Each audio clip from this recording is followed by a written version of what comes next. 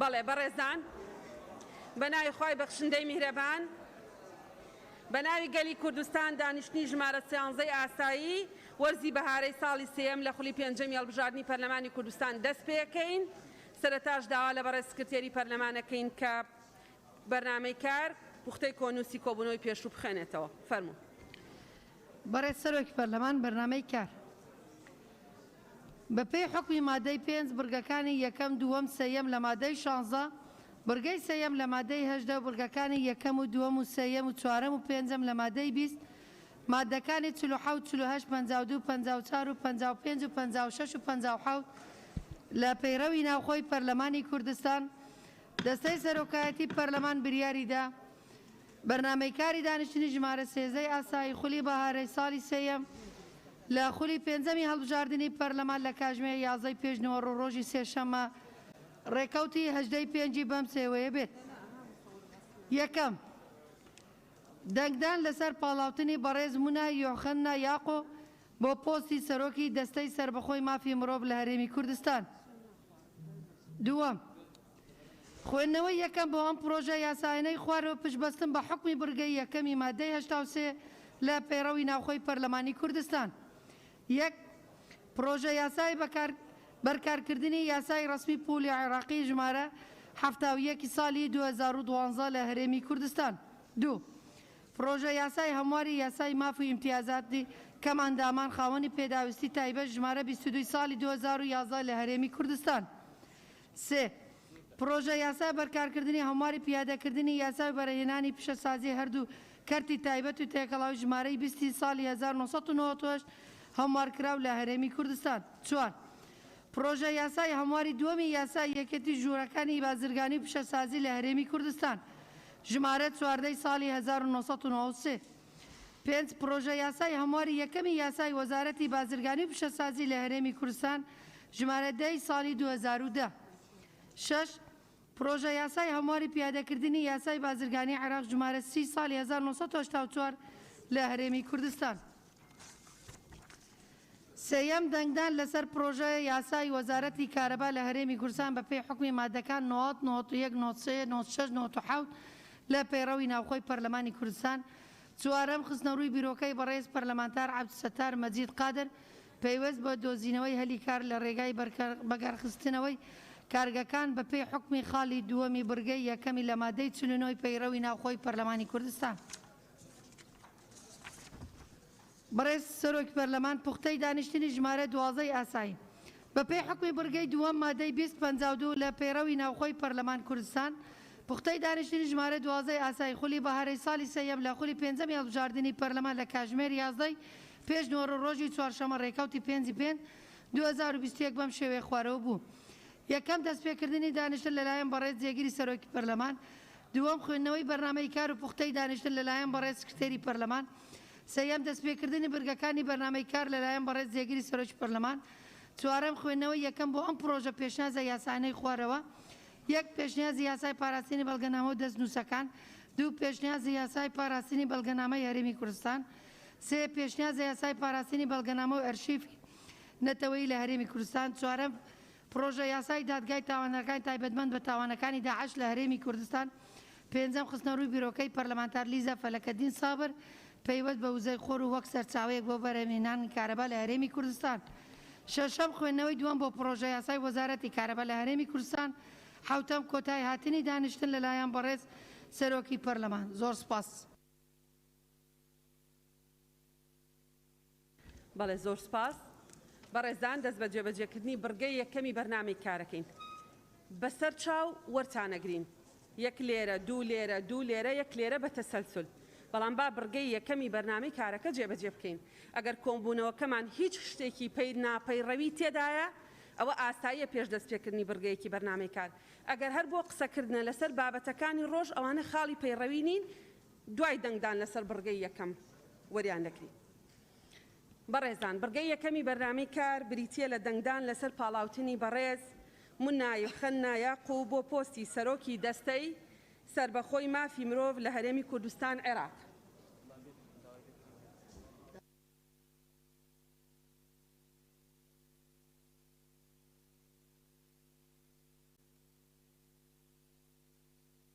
بەڕێزان بە پێی یاسای دەستەی سربەخۆی مافەکانی مرۆڤ مادەی پێنجەم بڕگەی دووەم سەرۆکی دەستە لەسەر پاڵاوتنی سەرۆکایەتی پەرلەمان و سەرۆکایەتی ئەنجومەنی وەزیران بە پلەی تایبەت دادەمەزرێ و فەرمایشتی هەرێمی بە دامەزرانەکەی دەرەچێ پاش پەسەندکردنی پەرلەمان لەسەر پاڵێوراوەکە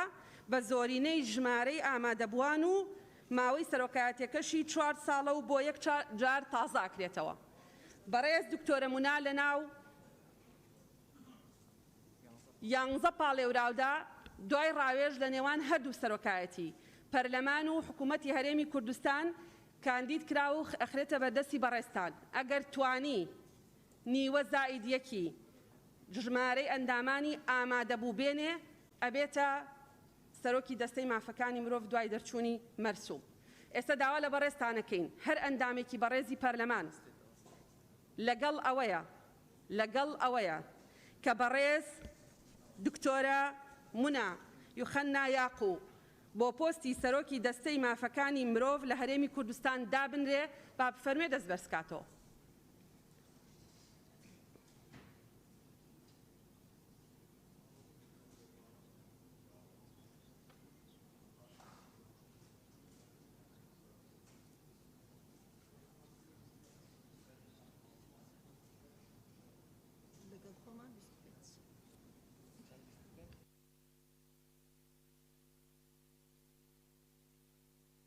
بەڵێ بەڕێزیان بەدەنگی 71 ئەندامی پەرلەمان دەبێتە سەرۆکی دەستەی مافی مرۆڤ لە هەرێمی کوردستان دوای دەرچوونی مەرسومی هەرێمی با بفەرموێت بۆ ئەوەی بەڕێزیشتان بیناسن. فەرموو دکتۆرە مونا. بەڵێ دکتۆرە مونا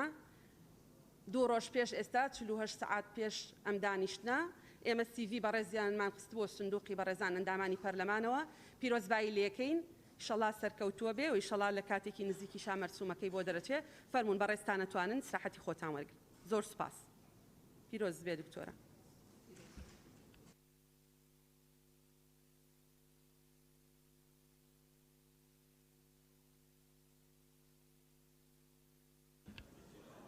بەڵێ بەڕێزان خاڵی پەیڕەوی ناوتانە نووسین. ناوتانە نووسین.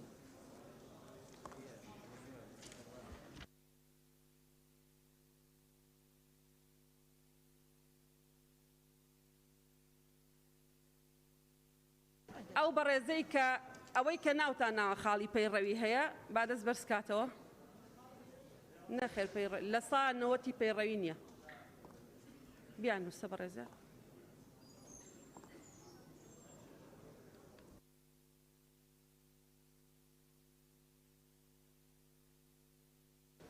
تاو کاتی ناوەکانە نووسین بەڕێز سەرۆکایەتی لیژنەی یاسایی فەرموون.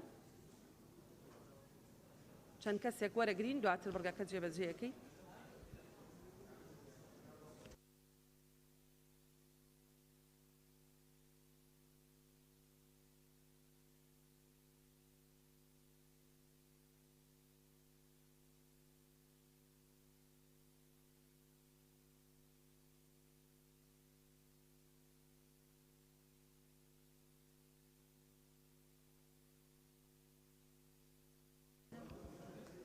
بەڵێ ئەو بەڕێزانەی ئەڵێن خاڵی پەیڕەویمان هەیە کاک سیپان کاک دیاری مامۆستا بوبەکر کاک کاوە کاک سیروان کاک عومەر کاک موسلیم مژدەخان سەرچنارخان گوڵستانخان کاک جەمال کاک یاسین کاک کاروان ڕووپاخان کاک هەڵکەوت گولیزارخان کاک مەم کاک ڕێڤینگ بیانووسە بەسەر چاو ڕێڤینگ مەم. بەڵێ فەرموو کاک سیپان.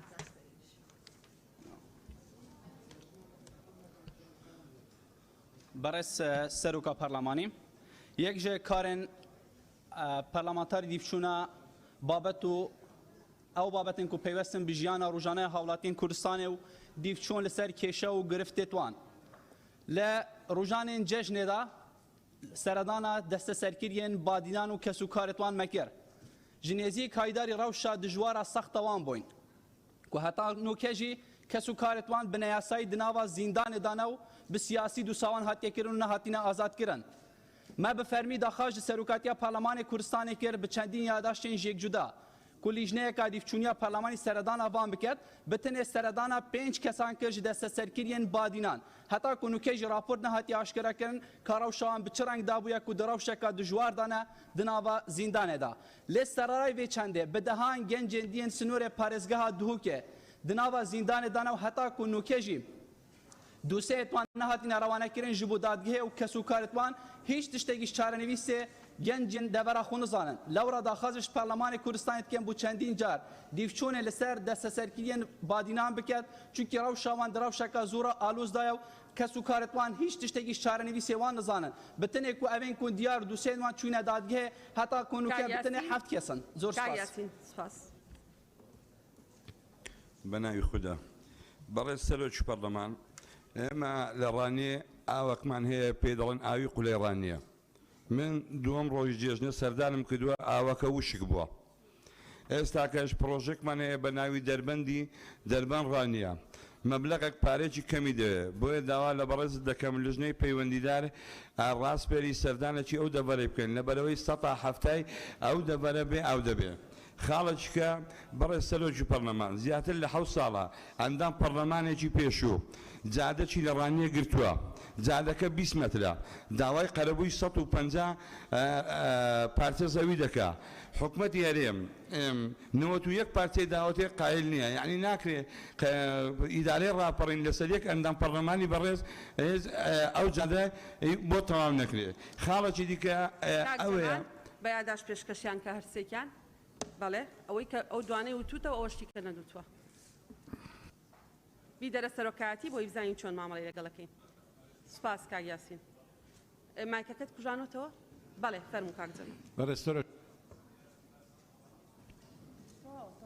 باسی کێشەیەک دەکەم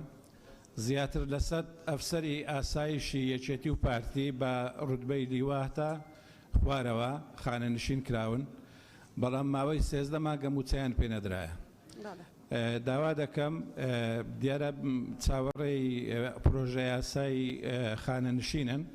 بەڵام داوا دەکەم هەتا ئەو پرۆژێ دێتە پەرلەمانی موچەکانیان لە بۆ سەر بکرێت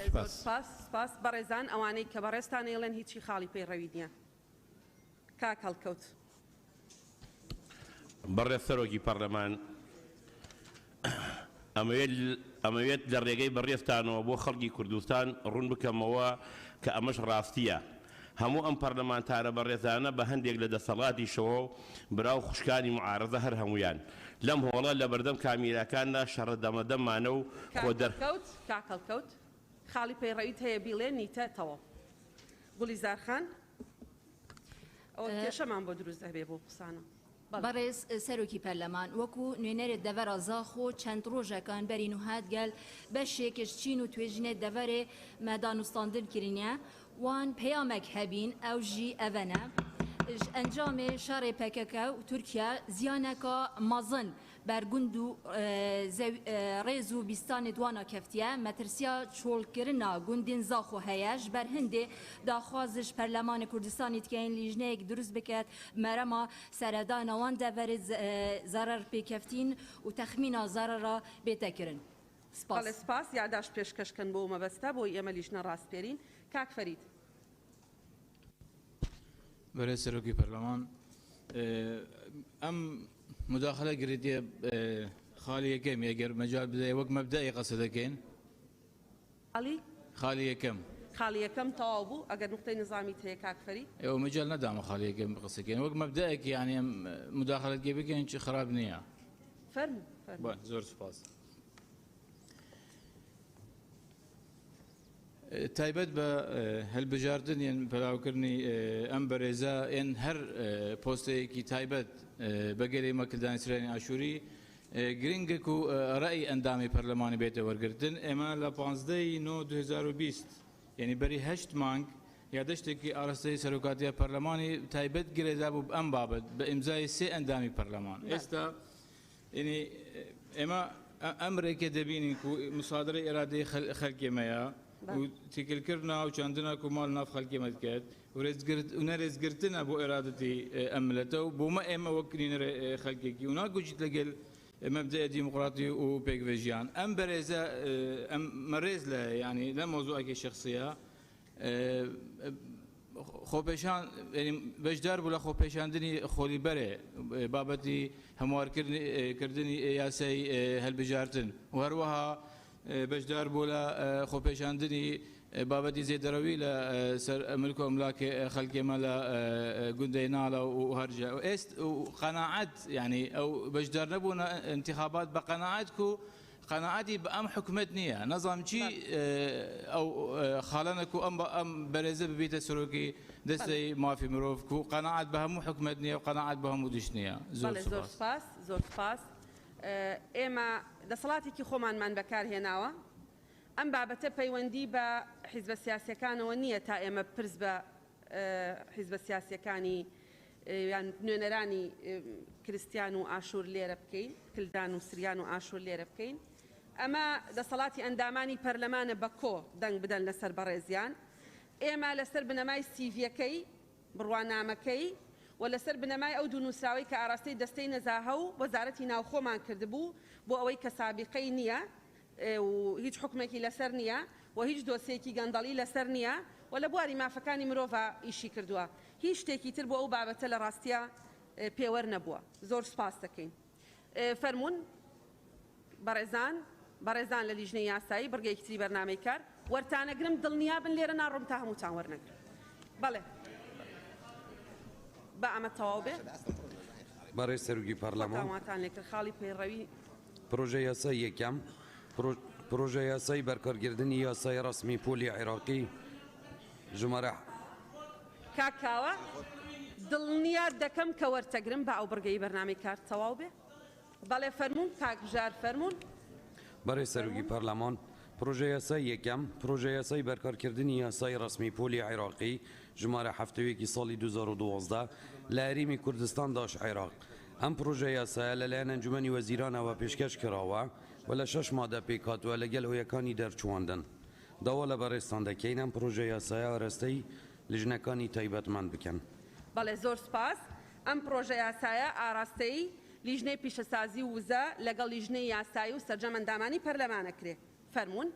دووەم برای سەرۆکی پەرلەمان پرۆژە یاسایی دووەم پرۆژە یاسای هەمواری یاسای ماف و امتیازاتی کەمەندام و خاوەن پێداویستی تایبەت ژمارە 22 ساڵی 2011 لە هەرێمی کوردستان داش عێراق ئەم پرۆژە یاسایە لەلایەن ئەنجومەنی وەزیران پێشکەش کراوە و لە 12 مادە پێکهاتووە لەگەڵ هۆیەکانی دەرچووەندن داوا لە بەڕێستان دەکەین ئەم پرۆژە یاسایە ئاراستەی لیژنەکانی تایبەتمەند بکەن بەڵێ زۆر سپاس ئەو پرۆژە یاسایە ئاراستەی لیژنەی کاروباری کۆمەڵایەتی لیژنەی یاسایی و سەرجەم ئەندامانی پەرلەمانەکرێ برای سەرۆکی پەرلەمان پرۆژە یاسای سێەم پرۆژە یاسای بەرکارکردن و هەمواری پیادەکردنی یاسای و بەرهێنانی پیشەسازی لە هەردوو کەرتی تایبەت و تێکەڵاو ژمارە 20 ساڵی 1998 هەموارکراو لە هەرێمی کوردستان داش عێراق ئەم پرۆژە یاسایە لەلایەن ئەنجومەنی وەزیرانەوە پێشکەش کراوە لە 13 مادە پێکهاتووە لەگەڵ هۆیەکانی دەرچووەندن داوا لە بەڕێستان دەکەین ئەم پرۆژە یاسای ئاراستەی لیژنەکانی تایبەتمەند بکەن بەڵێ زۆر سپاس ئەو پرۆژە یاسایە ئاراستەی لیژنەی پیشەسازی و وزە و سەرچاوە سروشتەکان لەگەڵ لیژنەی یاسایی و لیژنەی سەرجەم ئەندامانی پەرلەمانەکرێ برای سەرۆکی پەرلەمان پرۆژە یاسای چوارەم پرۆژە یاسای هەمواری دووەمی یاسای یەکێتی ژوورەکانی بازرگانی و پیشەسازی لە هەرێمی کوردستان داش عێراق ژمارە 14 ساڵی 1993 کە لەلایەن ئەنجومەنی وەزیرانەوە پێشکەش کراوە و لە 7 مادە پێکهاتووە لەگەڵ هۆیەکانی دەرچووەندن داوا لە بەڕێستان دەکەین ئەم پرۆژە یاسایە ئاراستەی لیژنەکانی تایبەتمەند بکەن بەڵێ سپاس ئەم پرۆژە یاسایەش ئاراستەی لیژنەی وزە و سامانە سروشتیەکان لەگەڵ لیژنەی یاسایی و سەرجەم ئەندامانی پەرلەمانەکرێ فەرموو بەڕێز سەرۆکی پەرلەمان پرۆژە یاسای پێنجەم پرۆژە یاسای هەمواری یەکەم یاسای وزارەتی بازرگانی پیشەسازی لە هەرێمی کوردستان داش عێراق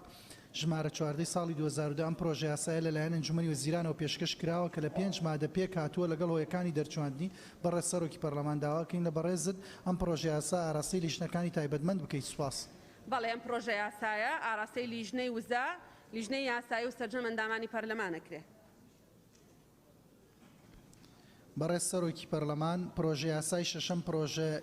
یاسای هەمواری پیادەکردنی یاسای بازرگانی عێراق ژمارە 30 ساڵ 1984 لە هەرێمی کوردستان داش عێراق ئەم پرۆژە یاسایە لەلایەن ئەنجومەنی وەزیرانەوە پێشکەش کراوە لە 8 مادە پێک هاتووە لەگەڵ هۆیەکانی دەرچواندن بەڕێز سەرۆکی پەرلەمان داواکارین لە بەڕێزت ئەم پرۆژە یاسایە ئاراستەی لیژنەی تایبەتمەند بکەی سوپاس. زۆر سپاس ئەم پرۆژە یاسایش بە هەمان شێوە ئاراستەی لیژنەی وزە لیژنەی یاسایی و سەرجەمەندامانی پەرلەمانەکرێ. بەڵێ ئێوە بمێننەوە چەند ئەندامێکی تری بە ڕێزی پەرلەمان وەرەگرم و سەرۆکایەتی لیژنەی وزەش بابێنە جێگەکەی خۆیان. بەڵێ.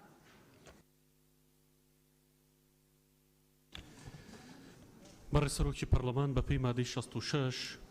لە ڕابردووە نزیکی 42 پەرلەمانتار یاداشێکمان ئاڕاستی دەستی سەرۆکایەتی پەرلەمان کرد بۆ کۆبوونەوە لەسەر پرسی لێبڕینی موچە و ژیان و گوزەرانی خەڵک. دەپرسم بۆ دەستی سەرۆکایەتی پەرلەمان هیچ کام لەو یاداشت و پرۆژانەی کە فراکسیۆنە و پۆزیسیۆنەکان لە نێو پەرلەمانی کوردستان ئاڕاستەیان دەکەن نایان خەنە نێو بەرنامەی کارە و لە کاتێکدا تەواوی داواکاریەکان بۆ بەرگریکردن و چارەسەرکردنی کێشە و ئەو قەیرانانەیە کە بەرۆکی هاوڵاتیان و فەرمانبەرانی گرتووە لە هەرێمی کوردستان. مادەی 111 لە نێو پەیڕەوی ناوخۆی پەرلەمانی کوردستان بریتیە لە فەرهەمکردنی ئازادی کاری فراکسیۆنە ئۆپۆزیسیۆنەکان. لەم خولی پەرلەمانی کوردستانە دەستی سەرۆکایەتی پەرلەمان دەکرێت پێم بڵێت کام پرۆژەی ئۆپۆزیسیۆنی خستە نێو بەرنامەی کارەکانی دانیشتنیەوە بۆ ئەوانەی کێمەوە کە ئۆپۆزیسیۆن داوای دەکەین و دەمانەوێت دانیشتنی لەسەر بکرێت و گفتوگۆی لەسەر بکرێت ناخرێتە بەرنامەی کارەوە. ئەمە پێشێلی پەیڕەوی ناوخۆی پەرلەمانی کوردستان نییە لە کاتێک ئەم پەیڕەوی ناوخۆی پەرلەمانی کوردستانە دەڵێت دەبێت دەستی سەرۆکایەتی پەرلەمان یاخود پەرلەمانی کوردستان ڕووپاخان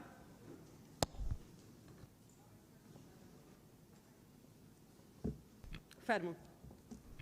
بەڕێز سەرۆکی پەرلەمان بە گوێرەی مادە 78 لە پەیڕەوی ناوخۆی پەرلەمانی کوردستان ئێمە ژمارەی یاسایی ئەندامانی پەرلەمان پێشنیازە یاسایەکمان داوەتە دەستەی سەرۆکایەتی لەسەر ڕەخساندنی هەلی کار بە ڕێژەی 170 بۆ کرێکاری خۆماڵی لە کۆمپانیەکان بەڵام بەداخەوە ئەو پێشنیازە بزر بووە یعنی لەلایەن دەستەی سەرۆکایەتی بەڕێستان ئاماژەتان بۆ کردنادراوە بۆ لیژنەی یاسایی لیژنەی یاسایی دەڵێ نەهاتووە مۆزەفمان ناردووە لە دەستی سەرۆکایەتی دیار نییە. ئەمە پرسیار دەکەین بۆچی بەرنامەی کار پێشنیازەکانی ئێمەی تێدا نیە پێشنیازەکانمان بزر دەکرێت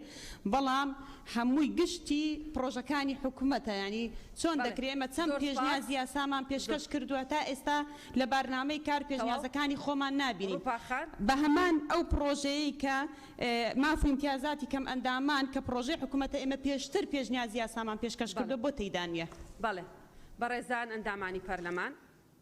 هیچ شتێک لێرە نییە لە ناو سەرۆکایەتی پەرلەمان ناوی ئەوە بێ پرۆژەکانی ئۆپۆزیسیۆن و پرۆژەکانی دەسەڵات پرۆژەی ئەندامانی پەرلەمانە پێشنیازە یاسا پێشنیازە یاسای ئەندامانی پەرلەمانە و ئێمە بەرنمەیەکمان داناوە بۆ کۆبوونەوە لەگەڵ فراکسیۆنەکانی ئۆپۆزیسیۆن بۆ مناقەشەکردنی پرۆژەکانیانی یەکەم فراکسیۆنیش لەگەڵ فراکسیۆنی کۆمەڵی ئیسلامی کۆبووینەوە بۆ ئەوەی بزانین چۆن مامەڵە لەگەڵ پێشنیازە یاسایەکان بکەین. سەبارەت بۆ پێشنیازە یاسایی بەڕێزت باسیەکەی پێشنیازە یاسا یەکەم جارە چێتە کاروباری پەرلەمان نایەتە لای سەرۆکایەتی پەرلەمان ئەسڵ ئەوەیە کە ئێوە لە کاروباری پەرلەمان بپرسنەوە بۆچی پێشنیازە یاساکەی بەڕێستان دیار نییە ئەگەر دیار نییە لێرەوە ڕایان نەسپێرین بۆ ئەوەی کە بە زووترین کات ئەو پێشنیازە یاسای ئەگەر هاتوۆتە لایەن ئاراستی سەرۆکایەتی بکەن. سەبارەت بەوەی کە مندامان ڕەنگە بەڕێزت ئاگال لێ نەبوو بێ ئەگینا پێشنیازە یاسایی هەمواری یاسای کەمەندامان خوێندنەوەی یەکەمی بۆ کراوە راپۆرتەکەشی لە لیژنەی تایبەتمەند نووسراوە بەڵام پرۆژەیەکی حکوومەتیش هاتووە بە پێی مادەی 81 بەرگەی سێم کاتێک کە پێشنیازە یاسایەک لە پەرلەمانی کوردستان چوو بۆ قۆناغی راپۆرت نووسین لەو کاتەیە پرۆژەیەکی حکوومەتیش هات ئەو لەوێت بۆ پێشنیازە یاساکەی پەرلەمانە کە چۆتە بواری راپۆرت نووسین بەڵام ئەمە هیچ مانع نییە لەوەی کە ئێمە خوێندنەوە بۆ پرۆژە یاسایەکەی حکوومەت بکەین و سوودی لێ ببینین لە دەوڵەمەندکردنی پێشنیازە یاساکەی پەرلەمانی کوردستانە و هەرواشمان کردووە ڕۆژی یەکشەمەشمان داناوە بۆ کۆبوونەوەی لیژنەی کاروباری پەرلەمان بۆ تێکەڵکێشکردنی پێشنیازە یاساکە کە پێشتر خوێندنەوەی بۆ کراوە و راپۆرتەکەشی نووسراوە لەگەڵ ئەوەی کە حکوومەت یاریێمی کوردستان نردوێتی کە تا ڕادەی ئەتوانم بڵێم لە 90 لە یەکتری نزیکن. کاکاروان بەناوی خدای گەورە مهرەبان بەڕێز سەرۆکی پەرلەمان جەژنی ئێوە تەواوی کوردستانیان پیرۆز بێت. بەڕێز سەرۆکی پەرلەمان سێ بابەتی گرنگ هەیە کە دەمەوێت لە ماوەی کاتی دیاریکراوی خۆمدا باسییان بکەم. یەکەمینیان پرۆژە یاسای بودجەیە کە تەواوی ئەندامانی پەرلەمانی کوردستان بە تامەزرۆی و چاوەڕوانن و ماوەی 8 ساڵ ناتۆ بۆ پەرلەمانی کوردستان کە کێشەگەلێکی زۆر لە هەناویدا هەڵدەگرێت و چارەسەری زۆر چێش لە هەرێمی کوردستان دەکات دەپرسین کە لە نیوەی ساڵی 2021 بۆچی تا ئێستا پرۆژه یاسای بودجەنایەت ئەگەر بێت ئەم پرۆژەیە بەڕاستی و خەریکە کاتەکە تاوا دەبێت نقطەی دووەم چارەنووسی و حەفدە پرۆژەی کە لای حکوومەت هەرێمی کوردستان ئایا سەرۆکاتی پەرلەمانی کوردستان بە دواداچوونی کردو بۆی کە بزانێت چارەنووسی ئەم پرۆژانسیان بەسەراتوە بە لەخۆگرتنی پرۆژه یاسای گرێبە فەرمانبەرانی گرێبەست مامۆستایانی وانەبێژ چەندان پرۆژه یاسای تری گرنگ کە لە ناویاندا هەن بابەتی سێم کە بابەتی لێبڕینی موچەیە بەڕێز سەرۆکی پەرلەمان ئەندامانی بەڕێزی پەرلەمانی کوردستان بە یاداشتی فەرمی یاداشتیان ئاراستەی بەڕێستان کردو بۆی کە دانیشتنێکی پەرلەمانی کوردستان لەسەر بابەتە بکرێت چاوەڕوانی بۆی کە بەڕێستان وەڵامی ئەم سەرپرسیارەمان بدەنەوە ئایا تاکەی ئەمە بەردەوام دەبێت و زۆر سپاس بۆیەوە بەڵێ زۆر سپاس ئێمەش لە سەرۆکاتی پەرلەمان چاوەڕێکین کە ئەنجومەنی وەزیران پرۆژە یاسای بودجە پەسەند بکا و بینێرێ بۆ پەرلەمانی کوردستان لە ئێستاە هیچ پرۆژە یاسایەک نییە کە ئێمە نردبێتمان بۆ حکوومەت یاریمی کوردستان و هی وەرزەکانی ڕابردوو بێواتە تا ساڵی 2020 بێ و وەڵام نەدرابێتەوە یان ڕەت کراونەتەوە یا قبول کراون بەڵام پرۆژە یاساکانی ساڵی 2021مان تازە بۆ نردون و چاوەڕێی وەڵامیانەکەین سەبارەت بە یاداشتەکەشتان هەتاوەکو حکوومەت ئامادە نەبێ وەڵاممان نەداتەوە ئێمە ناتوانین دانیشتن بکەین زۆر سپاس کاک بەهجەت برای سەرۆکە پەرلەمانێ ئەمە وەکو لیژنە ئاوادانکردنێ و بەرهێنانێ ji ber ku taybetmendiya me bi vê yasaya projeyasaya berkarkirdin û hemarî piyadekirdin yasayê ve berhênanê pîşesazî her du kertî taybet û têkelaw ji mare 20 sal 1990 hemarkiraw li Herêmî Kurdistanê Iraq arasteyê lijna avadankirin ve berhênanê jî vekirîtin di spas. بەڵێ تێبینێکی دروستە ئەو پرۆژە یاسایە ئاراستەی لیژنەی ئاوادانکردنەوە و وەبەرهێنانی ژەکرێ زۆر زۆر سپاس بۆ تێبینێکە زۆر دروستە کاک حکمت بەرێ سەرۆکە پەرلەمانی ئەوا خفنێت مدڤاز بێژم شلای بەرێز گولیزارخانێ بە هات نەکردن هەژی تاییدا هەندێک کەم کولیژنایەک بێتە پێکینانێ بۆ دەڤەرا دهۆکێ تایبەت زاخۆ هەتا ئامێدیە بڕاستی پشتی و ساڵا نۆتودویە حتا vêgavê ew zulm û teዕda PKK kirî ku piştî hikûmeta Tirkiya jî hatî ew cihadagîr kirîn bi rastî zulm û teዕda gelek ya zêdetir lê hatî û gelek spas. بەڵێ بەڕێستان بە یاداشتی نووسرا و ئاراستی سەرۆکاتی پەرلەمانی بکەن ئێمە مامەڵەی پەیڕەوی لەگەڵ یاداشتەکەتانەکەین مامۆستا بووبەکر بەڕێ سەرۆکی پەرلەمان من خاڵەکەم خاڵی پێڕەویە کە لە مادەی 56 بڕگەی دووەم خاڵ یەکەم ئەڵێ پێشێلکردنی یەکێک لە مادە و بڕگەکانی دەستور یان یاسا بەرکارەکان و ئەم پەیڕەوە من قسە لە یاسای ژمارە 16 ساڵی 93 یەکەم کە پێشێلەکرێ و ئێمە لە 21 چوارەوە داوای کۆبوونەوەیکی پەرلەمانمان کردووە کە لەسەر دیاردەی چەکەڵکردن و زۆربوونی ڕووداوەکانی کوشتن کە ڕۆژانە ئاگامە لە گیانکێشانی هاوڵاتیانی کوردستانە ئێمە بۆ مەبەستە لە 21 چوار ئەم یاداشتەمان ناردووە کە کۆبوونەوەیەک بە ئامادەبوونی وەزیری ناوخۆ ئەنجام بدرێ ئێوە لە 26 چوار ئەم یاداشتتان ئاراستەی لیژنەی ناوخۆ کردووە لەکوێی ئەم پێڕەوەیە لە بەشی پێنجەم لە مادەی 28 تا 46 لەکوێ ئەم پێڕەوەیە هەیە یاداشتی دە پەرلەمانتار ئەڵلقەیەکی تری ڕۆتیلی بۆ زیاد بکرێ و بڕاتەوە ناو لیژنەی معنی و لیژنەی معنیش تا ئێستا بە 22 ڕۆژی زۆڵامی نەداوەتەوە ئەمە خاڵی یەکەم خاڵی دووەم ئەوەی کاکاروان وتی بودجە ئێستاوان ناوەڕاستی مانجی پێنجە تا لە حکوومەتەوە دێت تا ڕێنمایشی بۆ دەرەکە ئەگاتە ئەخیری ساڵ ئیتر لەبەرەوە ئەم بودجەیە کەی دێت لە ڕاستیانی بۆیە زۆر زۆر دواکەوتەوە زۆر سپاس سەبارەت بەو یاداشتە لە هەمان کاتا نردومانە بۆ حکوومەت یاریمی کوردستانیش بەڵام داوامان لە لیژنەی ناوخۆش کردووە راپۆرتێک ئامادە بکەن بەڕێزان ئەندامانی پەرلەمان هیچ منطقی تیانە ئێمە لەسەر بابەتێکی دیاریکراو وەزیرێکیان چەند وەزیرێکی حکوومەتی هەرێمی کوردستان بانکەین بەبێ ئەوەی راپۆرتێکی لیژنەی تایبەتمەندمان هەبێ سەبارەت بەوەی کێشەکە چییە ئەگەر دیاردەیە بۆ بە دیاردە هۆکارەکانی چین چارەسەرەکانی چین بخرێتە بەردەمی لایانی پەیوەندیدار بۆ ئەو مەبەستە ئەگینا لە هەمان کاتە یاداشتەکەتان ئاراستەی حکوومەت کراوە و داوامان لێ کردوون بۆ مەبەستی ئامادەبوونیان لە دانیشتنێکی پەرلەمانی کوردستان کاکاوە بەڕێز سەرۆکی پەرلەمان وەڵام من بەشداریەکەم خاڵی پەیڕەویە بەڵام یەک سەرنجم هەیە تکاکەم ئەگەر بۆ یەک جاریش بێ قەتعەم نەکەی بۆ قسەکانی خۆم بکەیت بەڕێز سەرۆکی پەرلەمان یەک دقیق بەجالەکەت یەک دقا بەڵام یعنی ئەو سەرنجەکەی خۆم بگەین بەڕێز سەرۆکی پەرلەمان ینی ئێمە ینی تێناگەم بۆچی هەمیشە کاتێک کە باسی موچە کە باسی بودجە کە باسی دامەزراندن کە باسی گرێبەت کە باسی مامۆستای محازر دەکەین یەکسەر مایکەکە دەکوژێنەوە لەسەرمان قەتعەکەن آخر خۆ وانیە بەڕێز سەرۆکی پەرلەمان لەبەرەوەی ئێمە نوێنەری خەڵچین باش ئەگەر لە پەرلەمان خەمی خەڵک باس نەکرێ چی باسەکرێتن ینی خۆ پەرلەمان ئێمە نوێنەراتی خەڵکەکەین ینی هاتوونێتە ئێرە بۆ ئەوی خەمی خەڵک بگەین لێرە باسی گرفتەکانی خەڵک بکەین خۆ بۆ خۆمان نەهاتوین باسی خۆمان بکەین بۆیە حەقوانیە ئەگەر مەسەلە کاتە دانیشین تا 12 شەو ئەگەر مەسەلەیەکی ترە ئەوە جیاوازە ینی حەقوایە مەسەلە ڕێگا بدرێ بەڕاستی قسەی خۆمان بکەین خاڵی دووەم کە یادداشتەکەی لەسەر ڕەوشی پەروەردەیە لە هەرێمی کوردستان ئێمە یادداشتێکمان داوەتە سەرۆکایەتی پەرلەمان داوامان کردووە چەند هەفتە سەبارەت بە یادداشتەکەتان کاتەکە سەبارەت بە یادداشتەکە وەڵام تەدەمەوە تۆ پرسیاری کردو ئەبێ چاوەڕێی جواب بکەی سەبارەت بە یادداشتەکەتان ئێمە نردبوومان بۆ حکوومەتی هەرێمی کوردستان ئەوان وەڵامیان داینەوە کە ڕۆژی ئەو سێشەمەی ئێمە داوامان کردووە ناتوانن سێشەمەی دواتر ئەتوانن بەڕێزان لە پەرلەمانی کوردستان سەرۆکی فراکسیۆنەکان پیان وا بوو ئەو هەفتەی جەژنە لە بەرەوەی چوارشەمە دەبووە عارفە دوێنێ جارێکی تر داوامان کردوێتەوە کە ئەو دانیشتنەی کە تایبەتە بە ڕەوشی پەروەردە و خوێندنی باڵا لە هەرێمی کوردستان و بڕیار بوو وەزیرەکان بێن و بەهۆی جەژنەوە دواکەوتن داواکەین لە ئەم سەرەتای مانگی شەشە ئامادەی دانیشتەکانی پەرلەمان ببن کاک ڕێڤی بەڕێز سەرۆکی پەرلەمان بەس قسەکانم تەواو بکەم تکایە کاک ڕێڤی بله بنابه خدا برس سروکی پارلمان گوره ماده 56 است داخلم بله هرچند حوالت من که حکمت و گلیزار خانه باس وان پشلکاری و آنشر رو پیک دادن تینه کنتنا و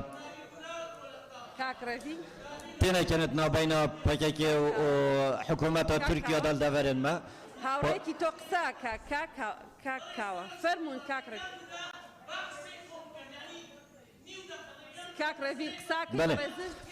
ما الصالة شوجي الكومبونا برلماني يا بيسونه شش بريار هاتا دانه سي لجنة هاتنا بيكينان بو هنده سردانا دورين سنوري بكن اول لجنة بكار خرابون و ياداشتك دايا سروكاتيا برلماني جل پیشنیار جي تدابون دیتن تدابون زيان و كفتي تدابون هوكار تدابون حتی کنه که ما هیچ برسه که سروکاتی پارلمانی ندید یعنی شون گریدای حکمت عراق بودن نگه گریدای حکمت کردستان بودن خوشحالی و وگاوه پاسوان سنوری هندک هزین اینای نوان سنورا بله الگل ویرجی روزانه خلک گنده ضررمند بن و کشبرد بن گندت خو ضرر و زیان دوی خلکی لازمه بین قربو کردن سپاس بەڵێ زۆر سپاس کاک ڕێڤین یادداشتەکەی بەڕێستان ئاراستەی لیژنەی تایبەتمەند کراوە و ئەو بە شەشی تەپەیوەندی بە حکوومەتەوەی ئاراستەی حکوومەتی هەرێمی کوردستان کراوە بەڵێ دەست بە جێبەجێکردنی بڕگەیەکی تری بەرنامەی کاری کۆبوونەوەکەین بەڵێ بەڕێز سەرۆکی لیژنەی یاسایی فەرموون وەرتانەگرم دڵنیابن بەڵێ فەرموون بەنای خۆی گەورە بەڕێز سەرۆکی پەرلەمان بۆ سەرۆکی پەرلەمانی کوردستان بابەت راپۆرتی دەنگدان لیژنەی کاروباری یاسایی و لیژنەی وزە و سامانە سروشتیەکان و پیشەسازی و بازرگانی ڕۆژی یەکشەمە ڕێکەوتی 16/5/2021 کاتژمێر 6 ئێوارێ کۆبوونەوەی هاوبەشیان ئەنجامدا بۆ تاوتوێکردن و داڕشتنەوەی ئەو پێشنیارانەی کە لەلایەن ئەندامانی پەرلەمانەوە پێشکەشکراون لە دانیشتنی خوێندنەوەی دووەمدا سەبارەت بە پرۆژەی یاسای وەزارەتی کاروبار لە هەرێمی کوردستان عێراق دوای گفتوگۆکردنی هەردوو لیژنەی تایبەتمەند گەیشتنە ئەم ئەنجامەی خوارەوە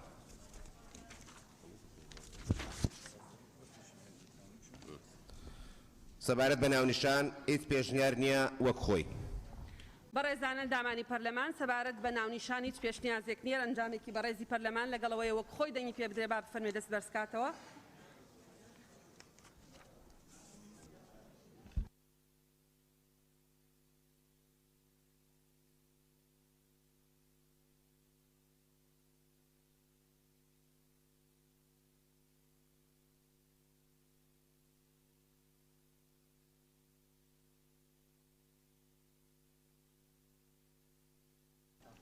بەدەنگی 77 ئەندامی پەرلەمان پەسەند کرا بەڕێستەرۆژ پەرلەمان هەر سەبارەت بە ناونشان ئەوەکەم نەخوێندەوە یاسای وەزارەتی کارەبا لە هەرێمی کوردستان داش عێراق بوو سەبارەت بە مادەی دوو پێشنیار هەیە مادەی یەک پێشنیاری یەکەم مادەکە وەک خۆی تەنیا بڕگەیەک بە زنجیرەی نوێم زیاد بکرێ و بۆ پێی زنجیرەی بڕگەکانی گۆڕانکاری بەسەردادێت و بەم شێوەیە نوێم وزە نوێبوونەوەکان بەمانە و لێکدانەوە دێت بۆ وزەی پاک کە لە سەرچاوە سروشتیەکان دەستەبەر دەکرێت کە بەرهێنانیان پەیوەستە بە شوێن و کاتەوە و وزەی هایدەر و پاوەر ئینتۆر باینی بای وزەی خۆر یان هەر جۆرێکی نوێی وزە کە لە پرۆتۆکۆلی وەزارەتی کارەبا دانپیاندراو بێت پێشنیاری دووەم مادەکە وە خۆی پێناسە مادەی یەکەم بۆ مەبەستی حکومەکانی ئەم یاسایە ئەم دەستەواژانەی خوارەوە ماناکانی بەرامبەریان دەگرێتەوە یەکەم هەرێمی کوردستان عێراق دووەم وەزارەتی کارەبای هەرێم سێم وەزیری کارەبا چوارەم ئەنجومەنی وەزیران پێنجەم بەرهێنانی وزەی کارەبا شەشەم گواستنەوەی وزەی کارەبا بە هێڵی 33 کیلۆڤۆلت بەرەو سەر حوتەم دابشکردنی وزەی کارەبا لە ڕێگەی تۆڕی ناوەندە هێڵەکانی 33-04 و 11-04 و 04 کیلۆڤۆلت بەرەو خوار هەشتەم وزەی کارەبا نۆیەم کۆنتڕۆلی سەر تۆڕەکانی کارەبای هەرێم دێم هاوبەشەکان هەر بەشداربوویە کە گرێدراوی تۆڕەکانی کارەبا بێت بە مەبەستی وەرگرتنی وزەی کارەبا لە ڕێگەی پێوەری کارەباوە یازدەیەم تۆڕەکان پێکاتەکانی کارەبا لە هەردوو سێکتەری گواستنەوە و دابشکردن دەگرێتەوە دوازدەیەم وێزگەکانی بەرهێنان سەرجەم وێزگەکانی بەرهێنانی کارەبا لە هەردوو کەرتی تایبەت و گشتی بەڵێ بەڕێزان سەبارەت بە مادەی یەک تەنها دوو پێشنیار هەیە هەر ئەندامێکی بەڕێزی پەرلەمان لەگەڵ پێشنیازی یەکەمە یەک کەسی لەگەڵە هەر ئەندامێکی بەڕێزی پەرلەمان دوو کەسی لەگەڵ پێشنیازی دووەما وەک خۆی سێ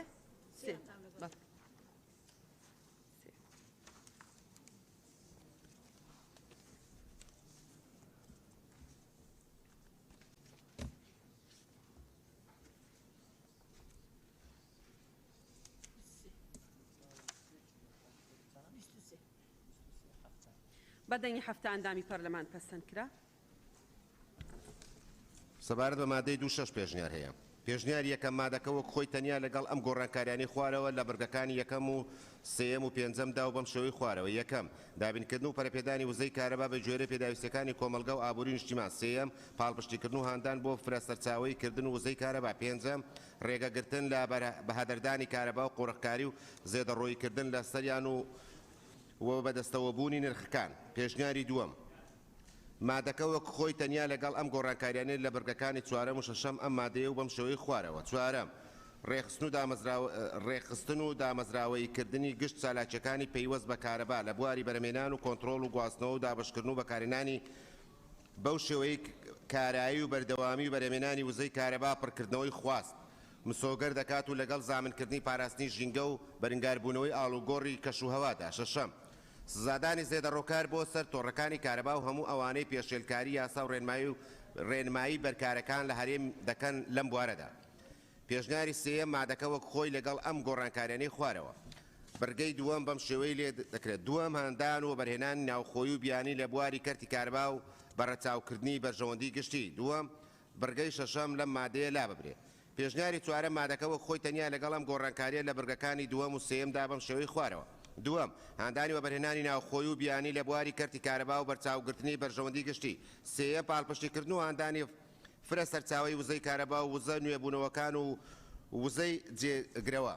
پێشنیاری پێنجەم مادەکە وەک خۆی ئامانجەکان مادەی دووەم ئامانجەکانی ئەم یاسایە بریتین لەمانەی خوارەوە یەکەم پەرەپێدانی وزەی کارەبا بە گوێرەی پێداویستەکانی کۆمەلگا و ئابووری نیشتیمانی دووەم هاندانی و بەرهێنان و ناوخۆی و بیانی لە بواری کەرتی کارەبادا سێیەم پاڵپشتیکردن و هاندانی فرەسەرچاوی وزەی کارەبا چوارەم ڕێخستنی گشت چالاکیەکانی پەیوەست بە کارەبا لە بواری بەرهێنان و کۆنتڕۆڵ و گواستنەوە و دابشکردن و بەکارهێنان بەو شێوەی کارایی و بەردەوامی بەرهێنانی وزەی کارەبا پڕکردنەوەی خواست و مسۆگەر دەکات لەگەڵ زامنکردنی پاراستنی ژینگە و بەرگاربوونەوەی ئاڵوگۆڕی کەشوهەوادا پێنجەم ڕێگەگرتن لە بەهادەردانی کارەبا و قۆڕەکاری و بەدەستەوەبوونی نرخەکان شەشەم سزادانی زێدەڕۆکار بۆ سەر تۆڕەکانی کارەبا پێشنیاری شەشەم پێشنیاری هەردوو لیژنەی تایبەتمەند بە پێوە دەسەڵاتی مادەی 91 بڕگەی چوارەم لە پەیڕەوی ناوخۆی پەرلەمانی کوردستان کە بە لیژنەی یاسایی و تایبەتمەند درراوە ئێمە لە کۆبندی ئەو بژاردانەی پێشنیار کراون و لەلایەن ئەندامانی پەرلەمانە دانیشتنی خوێندنەوەی دووەمدا ئەم پێشنیارە دەخێنە ڕوو داوا دەکەین بخرێتە دەنگدان مادەکە وەک خۆی تەنیا بڕگەی چوارەم و شەشەم بەم شێوەی لێ بکرێت چوارەم ڕێخستنی گشت چالاکیەکانی پەیوەست بە کارەبا لە بواری بەرهێنان و بەرهەمهێنان و کۆنتڕۆڵ و گواستنەوە و دابشکردن و بەکارهێنان بەو شێوەی کارایی بەردەوامی بەرهەمهێنانی وزەی کارەبا و پڕکردنەوەی خواست مسۆگەر دەکات لەگەڵ زامنکردنی پاراستنی ژینگە و گەیاندنی وزەی کارەبا بۆ هەموو جێگا و ناوچەکەیەکی هەرێمی کوردستان شەشەم پێبژاردن و زێدەڕۆکار بۆ سەر تۆڕەکانی کارەبا بەڵێ بەڕێزان مادەی 2.6 پێشنیاز هەیە هەر ئەندامێکی بەڕێزی پەرلەمان لەگەڵ پێشنیازی یەکەمە دوو بەڕێزی هەر ئەندامێکی بەڕێزی پەرلەمان لەگەڵ پێشنیازی دووەمە سەوسن خان لەگەڵ دووەمی هەر ئەندامێکی بەڕێزی پەرلەمان لەگەڵ پێشنیازی دووەمە کەسی لەگەڵ نییە هەر ئەندامێکی بەڕێزی پەرلەمان لەگەڵ پێشنیازی سێمە دوو ئەندامی لەگەڵە هەر بەڕێزێک لەگەڵ پێشنیازی چوارەمە کەسی لەگەڵ نییە هەر بەڕێزێک لەگەڵ پێشنیازی پێنجەمە با بفەرمێ دەست بەرزکاتەوە پێنجەم کەسی لەگەڵ نییە هەر بەڕێزێ لەگەڵ پێشنیازی شەشەمە پێشنیازی لیژنەی تایبەتمەند هەردوو لیژنەی تایبەتمەند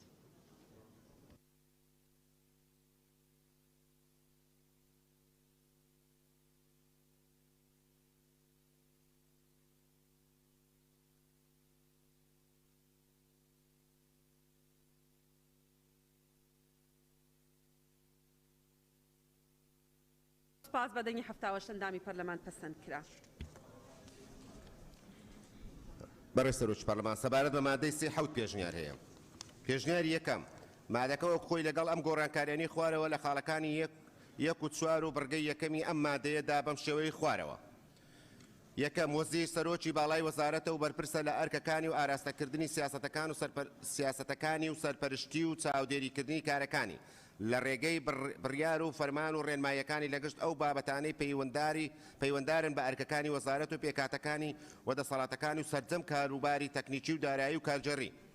وەزیر دەتوانێت هەندێک لە دەسەڵاتەکانی لە چوارچەوەی یاسای وەزارەت بە بریکاری وەزارەت یان بەڕێوەبەری گشتیەکان یان هەر فەرمانبەرێکی وەزارەت کە دەستنیشانی دەکات بسپێرێت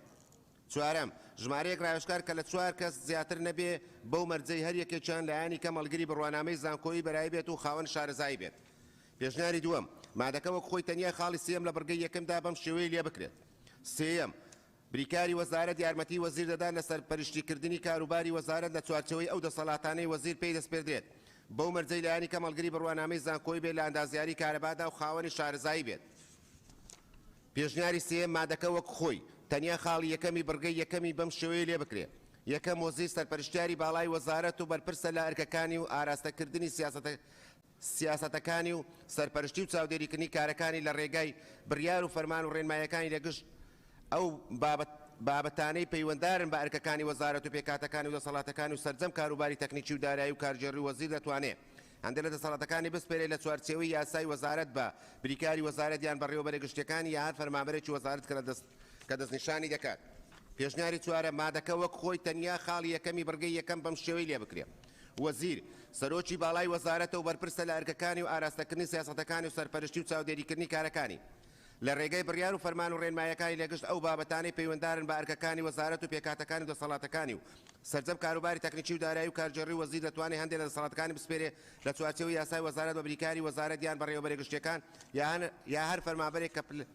کە پلەکەی لە بەڕێوەبەر کەمتر نەبێت و یاخود ئەزمون و پسپۆڕی هەبێت لەو دەسەڵاتی کە پێی دەسپێردرێت پێشنیاری پێنجەم مادەکە وەک خۆی تەنیا خاڵی یەکەمی بڕگەی یەکەمی بەم شێوەی لێ بکرێت وەزیر سەرۆکی باڵای وەزارەتە و بەرپرسە لە ڕێخستن و ئەرکەکانی و ئاراستەکردنی سیاسەتەکانی و سەرپەرشتی و چاودێریکردنی کارەکانی لە ڕێگەی بڕیار و فەرمان و ڕێنمایەکانی لەگەشت ئەو بابەتانەی پەیوەنددارن بە ئەرکانی وەزارەت و پێکاتەکانی و دەسەڵاتەکانی و سەرجەم کاروباری تەکنیکی و دارایی و کارجێڕی وەزیر دەتوانێت هەندێک لە دەسەڵاتەکانی بسپێرێت لە چوارچەوەی یاسای وەزارەت بە بریکاری وەزارەت یان بەڕێوەبەری گشتیەکانی هەر بەڕێوەبەرێکی فەرمانگایە هەر فەرمان بەرێکی وەزارەت کە دەستنیشانی دەکات پێشنیاری شەشەم مادەکە وەک خۆی پێکاتەکانی وەزارەت مادەی سێ یەکەم وەزارەت پێک دێت لە یەکەم وەزیر سەرۆکی باڵای وەزارەت و بەرپرسە لە ئەرگەکانی و ئاراستەکردنی سیاسەتەکانی و سەرپەرشتی و چاودێریکردنی کارەکانی لە ڕێگەی بڕیار و فەرمان و ڕێنمایەکانی لە گشت ئەو بابەتانی پەیوەنددارن بە ئەرکەکانی وەزارەت و پێکاتەکانی و دەسەڵاتەکانی و سەرجەم کاروباری تەکنیکی و دارایی و کارجێڕی و وەزیر دەتوانێت هەندێک لە دەسەڵاتەکانی بسپێرێت لە چوارچێوەی یاسای وەزارەت بە بریکاری وەزارەت یان بەڕێوەبەری گشتیەکانیان هەر فەرمانبەرێکی وەزارەت کە دەستنیشانی دەکات. دوو نووسینگەی وەزیر فەرمانبەرێک بە پلەی بەڕێوەبەر بەڕێوەی دەبات کە لایەنی کەم هەڵگری بڕوانامەی زانکۆیی بەرایی بێت و ژمارەیەک فەرمانبەر یارمەتی دەدەن. سێەم بریکاری وەزارەت یارمەتی وەزیر دەدات لە سەرپەرشتیکردنی کاروباری وەزارەت لە چوارچێوەی ئەو دەسەڵاتانی وەزیر پێی دەسپێرێت. بەو مەرجەی لایەنی کەم هەڵگری بڕوانامەی زانکۆیی بێت و خاوەنی شارەزایی بێت. چارەم ژمارەیەک ڕایۆشکار زیاتر نەبن لە 4 کەس بەو مەرجەی هەر یەکێکیان لایەنی کەم هەڵگری بڕوانامەی زانکۆیی بەرایی بێت و خاوەنی شارەزایی بێت. پێنجەم بەڕێوەبەری گشتی دیوان بەڕێوەبەرێکی گشتی بەڕێوەی دەبات و بۆ مەرجەی لایەنی کەم هەڵگری بڕوانامەی زانکۆیی بەرایی بێت لە یاسای یان کارجێڕی خاوەن شارەزایی بێت. شەشەم بەڕێوەبەری گشتی بەرهەمهێنانی وزەی کارەبا بەڕێوەبەرێکی گشتی بەڕێوەی دەبات و بۆ مەرجەی لایەنی کەم بڕوانامەی زانکۆیی بەرایی بێت لە ئەندازیاری و خاوەن شارەزای بێت. هەفتەم بەڕێوەبەری گشتی گواستنەوەی وزەی کارەبا بەڕێوەبەرێکی گشتی بەڕێوەی دەبات و بۆ مەرجەی لایەنی کەم هەڵگری بڕوانامەی زانکۆیی بەرایی بێت لە ئەندازیاری و خاوەن شارەزایی بێت. هەشتەم بەڕێوەبەرایەتی گشتی دابەشکردنی وزەی کارەبا لە بەڕێوەبەرایەتی گشتی بەڕێوەی دەبات و بۆ مەرجەی لایەنی کەم هەڵگری بڕوانامەی زانکۆیی بەرایی بێت لە ئەندازیاری و خاوەنی شارەزایی بێت. نۆیەم بەڕێوەبەرایەتی گشتی پلاندانان بەڕێوەبەرێکی گشتی بەڕێوەی دەبات بۆ مەرجەی لایەنی کەم هەڵگری بڕوانامەی زانکۆیی بەرایی بێت لە ئەندازیاری و خاوەن شارەزایی بێت. دەیەم بەڕێوەبەری گشتی کاروباری وزە بەڕێوەبەرێکی گشتی بەڕێوەی دەبات بۆ مەرجەی لایەنی کەم هەڵگری بڕوانامەی زانکۆیی بەرایی بێت لە ئەندازیاری کارجێڕیان ئابووریان بازرگانی و خاوەن شارەزایی بێت. دووەم لە هەر پارێزگایەک و ئیدارەیەکی سەربەخۆ لە هەرێم بەڕێوەبەرایەتێکی گشتی کارەبا پێک دێنرێت و هەر یەکێکیان خاوەن کەسایەتی معنەوی دەبێت. دوو هەر بەڕێوەبەرایەتێکی گشتی هاتوو لە خاڵی یەکەمی ئەم بڕگەیە لەلایەن بەڕێوەبەرێکی گشتی بەڕێوە دەبرێت کە بەلایەنی کەمەرگری بڕوانامەی زانکۆیی بەرایی بێت و لە ئەندازیاری خاوەنی شارەزایی بێت و فەرمانبەرێک بە پلەی یاریدەدەر بەڕێوەی بەڕێوەبەری گشتی یارمەتی دەدات کە بەلایەنی کەم هەڵگری بڕوانامەی زانکۆیی بەرایی بێت و لە بواری کارجێڕیان یاسایی یان ئەندازیاری و خاوەن شارەزایی بێت. پێشنیاری حوتەم پێشنیاری هەردوو لیژنەی تایبەتمەند مادەکە وەک خۆی تەنیا خاڵی یەکەمی بڕگەی یەکەم بەم شێوەی لێ بکرێت. یەکەم وەزیر سەرۆکی باڵای وەزارەت و بەرپرسە لە ئەرکەکانی و ئاراستەکردنی سیاسەتەکانی سەرپەرشتی و چاودێریکردنی کارەکانی لە ڕێگەی بڕیار و فەرمان و ڕێنمایەکانی لەگەشت ئەو بابەتانی پەیوەنددارن بە ئەرکەکانی وەزارەت و پێکاتەکانی و دەسەڵاتەکان و سەرجەم کاروباری تەکنیکی و دارایی و کارجێڕی و وەزیر دەتوانێت هەندێک لە دەسەڵاتەکانی لە چوارچێوەی یاسای وەزارەت بە بریکاری وەزارەت و بەڕێوەبەرە گشتیەکان بسپێرێت. بەڵێ زۆر سپاس. بەڕێزان مادەی 3 حەوت پێشنیاز هەیە. هەر ئەندامێکی بەڕێزی پەرلەمان لەگەڵ پێشنیازی یەکەمە با بفەرمێ دەست بەرزکاتەوە. دوو ئەندامی بەڕێزی لەگەڵە هەر بەڕێزێک لەگەڵ پێشنیازی دووەمە یەک ئەندامی بەڕێزی لەگەڵە هەر بەڕێزێ لەگەڵ پێشنیازی سێمە کەسی لەگەڵ نییە هەر بەڕێزێ لەگەڵ پێشنیازی چوارەمە کەسی لەگەڵ نییە هەر بەڕێزێ لەگەڵ پێشنیازی پێنجەمە کەسی لەگەڵ نییە هەر بەڕێزێ لەگەڵ پێشنیازی شەشەمە وەک خۆی کەسی لەگەڵ نییە هەر بەڕێزێ لەگەڵ پێشنیازی حەوتەمە پێشنیازی هەردوو لیژنە.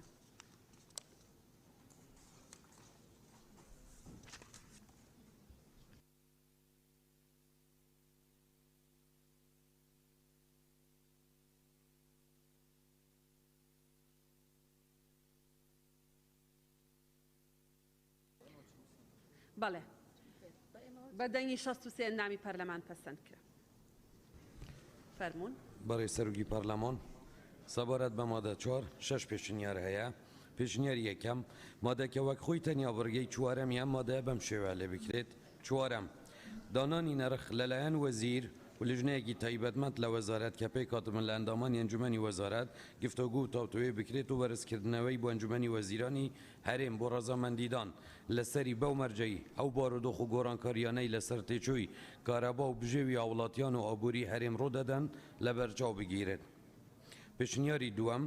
مادەکە وەک خۆی تەنیا بڕگەکانی پێنجەم و هەشتەمی ئەم مادەیە بکرێتە یەک بەرگە و داڕشتنەکەی بەم شێوەیە لێ بکرێت بە زنجیرەی پێنجەم.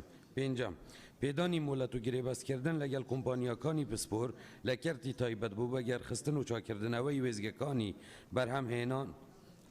بەرهەمهێنان و گۆڕینی کارەبا و تۆڕەکانی گواستنەوە و دابەشکردن هاوردەکردن و هەناردەکردنی وزە و بەرزکردنەوەی ئاستی بەرهەمهێنانی وزەی کارەبای پاک بۆ پێداویستیەکانی بەڕژەوەندی گشتی لەگەڵ ڕەچاوکردنی یاسا و پێڕا و ڕێنما بەرکارەکان و پابەندکردنی ئەم کۆمپانیانە بەدەست هەڵنەگرتن لەو مۆلەتانەی پێیان دراوە مەگەر بە ڕەزامەندی وەزارەت بێت و ئەمەش بە ڕێنمای ڕێک دەخرێت. پێشنیاری سێەم مادەکە وەک خۆی تەنیا لەگەڵ ئەم گۆڕانکاریانەی خوارەوە لە بڕگەکانی چوارەم و پێنجەم و هەشتەم و سێزدەمی ئەم مادەیەدا و بەم شێوەی خوارەوە.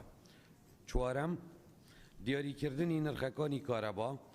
لەلایەن ئەنجومەنێکی ڕەوشکاری تایبەت بە ڕەزامەندی ئەنجومەن و بەرزکردنەوەی بۆ ئەنجومەنی وەزیرانی هەرێم بۆ ڕەزامەندیدان لەسەری و بەو مەرجەی ئەو بارودۆخ و گۆڕانکاریانەی لەسەر تێچووی کارەبا و بژێوی هاوڵاتیان و ئابووری هەرێم ڕوودەدان لە بەرچاو بگیرن. پێنجەم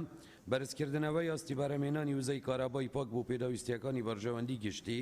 و مۆلەتدان بۆ کۆمپانیەکانی بەرهەمهێنانی کارەبا لە سەرچاوە نوێبووەکان لەگەڵ ڕەچاوکردنی یاسا و پێڕا و ڕێنمایی ئەبەرکارەکان و پابەندکردنی ئەم کۆمپانیانە بەدەست هەڵنەگرتن لەو مۆلەتانەی پێیان دراوە مەگەر بە ڕەزامەندی ئەنجومەنی وەزارەت بێت بە مەرجێ هەبوونی جێگیرەوە و ئەمەش بە ڕێنمایی ڕێک دەخرێت. هەشتەم پێدانی مۆلەت و گرێبەستکردن لەگەڵ کۆمپانیاکانی پسپۆر لە کەرتی تایبەت بوو بە گەرخستن و چاکردنەوەی وێزگەکانی بەرهەمهێنان و گۆڕینی کارەبا و تۆڕەکانی گواستنەوە و دابەشکردن هاوردەکردن و هەناردەکردنی وزە لەگەڵ پابەندکردنی ئەم کۆمپانیانە بەدەست هەڵنەگرتن لەو مۆلەتانەی پێیان دراوە مەگەر بە ڕەزامەندی وەزارەت بێت لەسەر بنەمای کێبڕکێدات پەروانە ئەمەش بە ڕێنمایی ڕێک دەخرێت. سێزدەیەم ئەنجامدانی کڕین و فرۆشتن و لێکدەرکردن مەقاسە مادەی 5 بەڕێزان 4 پێشنیار هەیە هەر بەڕێزێک لەگەڵ پێشنیاری یەکەمە سێ ئەندامی بەڕێزی لەگەڵە هەر بەڕێزێک لەگەڵ پێشنیازی دووەمە دووەم کەسی لەگەڵ نییە هەر بەڕێزێ لەگەڵ پێشنیازی سێمە کەسی لەگەڵ نییە هەر بەڕێزێ لەگەڵ پێشنیازی چوارەمە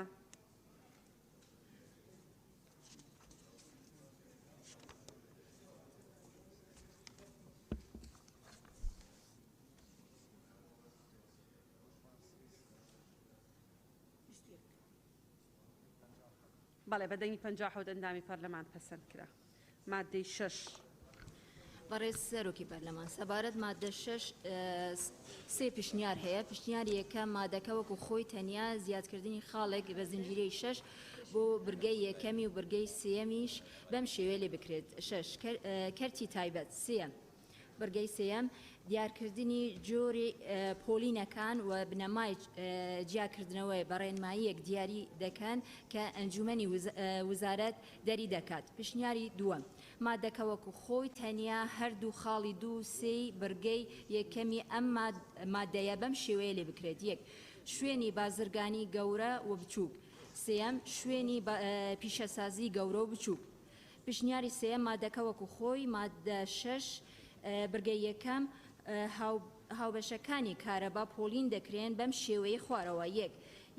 یەکی نیشتەجێبوون ماڵەکان دوو بازرگانی سێ پیشەسازی چوار کشتتوکاڵی پێنج کەرتی گشتی. برگەی دووەم وزارەت دەتوانێت جۆری دیکەی هاوبەشی کارەبا زیاد بکات. برگەی سێەم دیارکردنی جۆری پۆلینەکان و بنەمای جیاکردنەوەیان بە ڕێنمایی دیاری دەکەن کە وەزیر دەری دەکات. بەڵێ زۆر سپاس.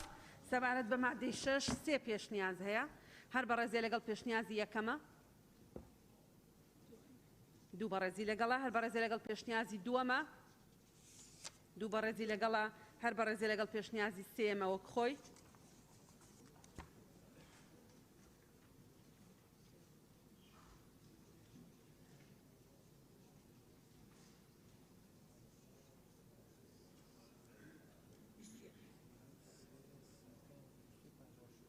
بەدەنگی 56 ئەندامی پەرلەمان پەسەند کرا. مادەی 7 بەڕێز سەرۆکی پەرلەمان نقطەی نظامی هەیە. وەڕێ سەرۆکی پەرلەمان هەر لە میانی ئەوەی کە باس کرا کێ دەنگ بە پێشنیاری خۆیەداەوە دەنگیشی پێنادا حەقا ئەوە تەواو بوو کاکتۆر آخر باڕوونکردنەوەیەک دەم تەواو هەندێک قەناعەتی بەوە هەیە کە پێشنیازی لیژنەی هاوبەش ڕێیەکانی ئەویتیایە بۆیە دەنگی پێدا باڵێ ما ئێمە بەش بە حاڵی خۆمان کە پێشنیارەکەین دەنگیشی پێدەدەین بەڵام ئەوانەی کە پێشنیارەکەن دەنگی پێنادەن حەقە ناویان بێ بۆی کە جیا بکرێتەوە نەپێویست ناکە چکە قەناعەتی بەوە هەیە کە قەناعەتی بەوە هەیە بەشێک لە تێبینیەکانی جیاکرێتەوە جێ دەکرێتەوە لە ناو لیژنەی هاوبەش تەواو بەڵێ ناوی هیچ کەسێ نایەنرێ کاکە من جواب بدەمەوە بۆڵ پێویست ناکە بەڵێ ئەوە عیلاقەی بەو مادە قانونیەوە هەیە کاکمەم دڵنیا بە هەمووتان وەرەگرم بەخوا ناڕۆمۆتە هەرمووتان قسە نەکەن بەڵێ بەڵێ فەرمون بەڵێ فەرمون بەڕێز سەرۆکی پەرلەمان سەبارەت بە مادە حەوت چوار پشنیار هەیە پشنیار یەکەم مادەکە وەکو خۆی تەنیا بڕگەی پێنجەمی ئەم مادەیە بەم شێوەیە لێ بکرێت پێنجەم پێویستە لەسەر وزارەت داوای قەرەبووی ئەو زیانانە بکات کە دەرئەنجامی زێدەڕەوین بە پێی حکومەکانی یاسا بەرکارەکانی هەرێم پشنیاری دووەم مادەکە وەکو خۆی تەنیا بڕگەی پێنجەمی ئەم مادەیە بەم شێوەیە لێ بکرێت پێنجەم پێویستە لەسەر وەزیر و بەڕێوەبەری گشتیەکانی پارێزگاکان و یەکی ئیداری سربەخۆیەکان بە پێی تایبەتمەندی داوای قەرەبووی ئەو زیانانە بکات کە دەرئەنجامی زێدەڕەوی بە پێی حکومەکانی یاسای بەرکارەکانی هەرێم پشنیاری سێم مادەکە وەکو خۆی مادە حەوت بڕگەی یەکەم هەر کەسێک زێدەڕەوی بکاتە سەر سیستەمی کارەبا و تۆڕەکانی بە بژاردنێک سزا دەدرێت بەڕووی ڕێکانی بەڕێنماییەک ڕێک دەخرێت کە وەزیر لەسەر پشنیاری ئەنجومەنی و بە ڕەزامەندی ئەنجومەنی وەزیران دەری دەکات. بەرگەی دووەم وەزیر بەڕەزامەندی ئەنجومەنی وەزیرانی هەرێم بۆی هەیە ڕێژەیەک لەو بڕە پارانە لە بژاردننی زێدەڕەوی سەر سیستەمی کارەبا و تۆڕەکانی وەرگیراون تەرخان بکات بۆ ئەو کەسانەی ڕاستپازراون بە ئاشکراکردنی زێدەڕەوی و لابردنیان و ئەمەش بەڕێنمایی ڕێک دەخرێت کە وەزیر بە هەماهەنگی لەگەڵ وەزیری دارایی و ئابووری دەری دەکات. بەرگەی سێیەم ئەو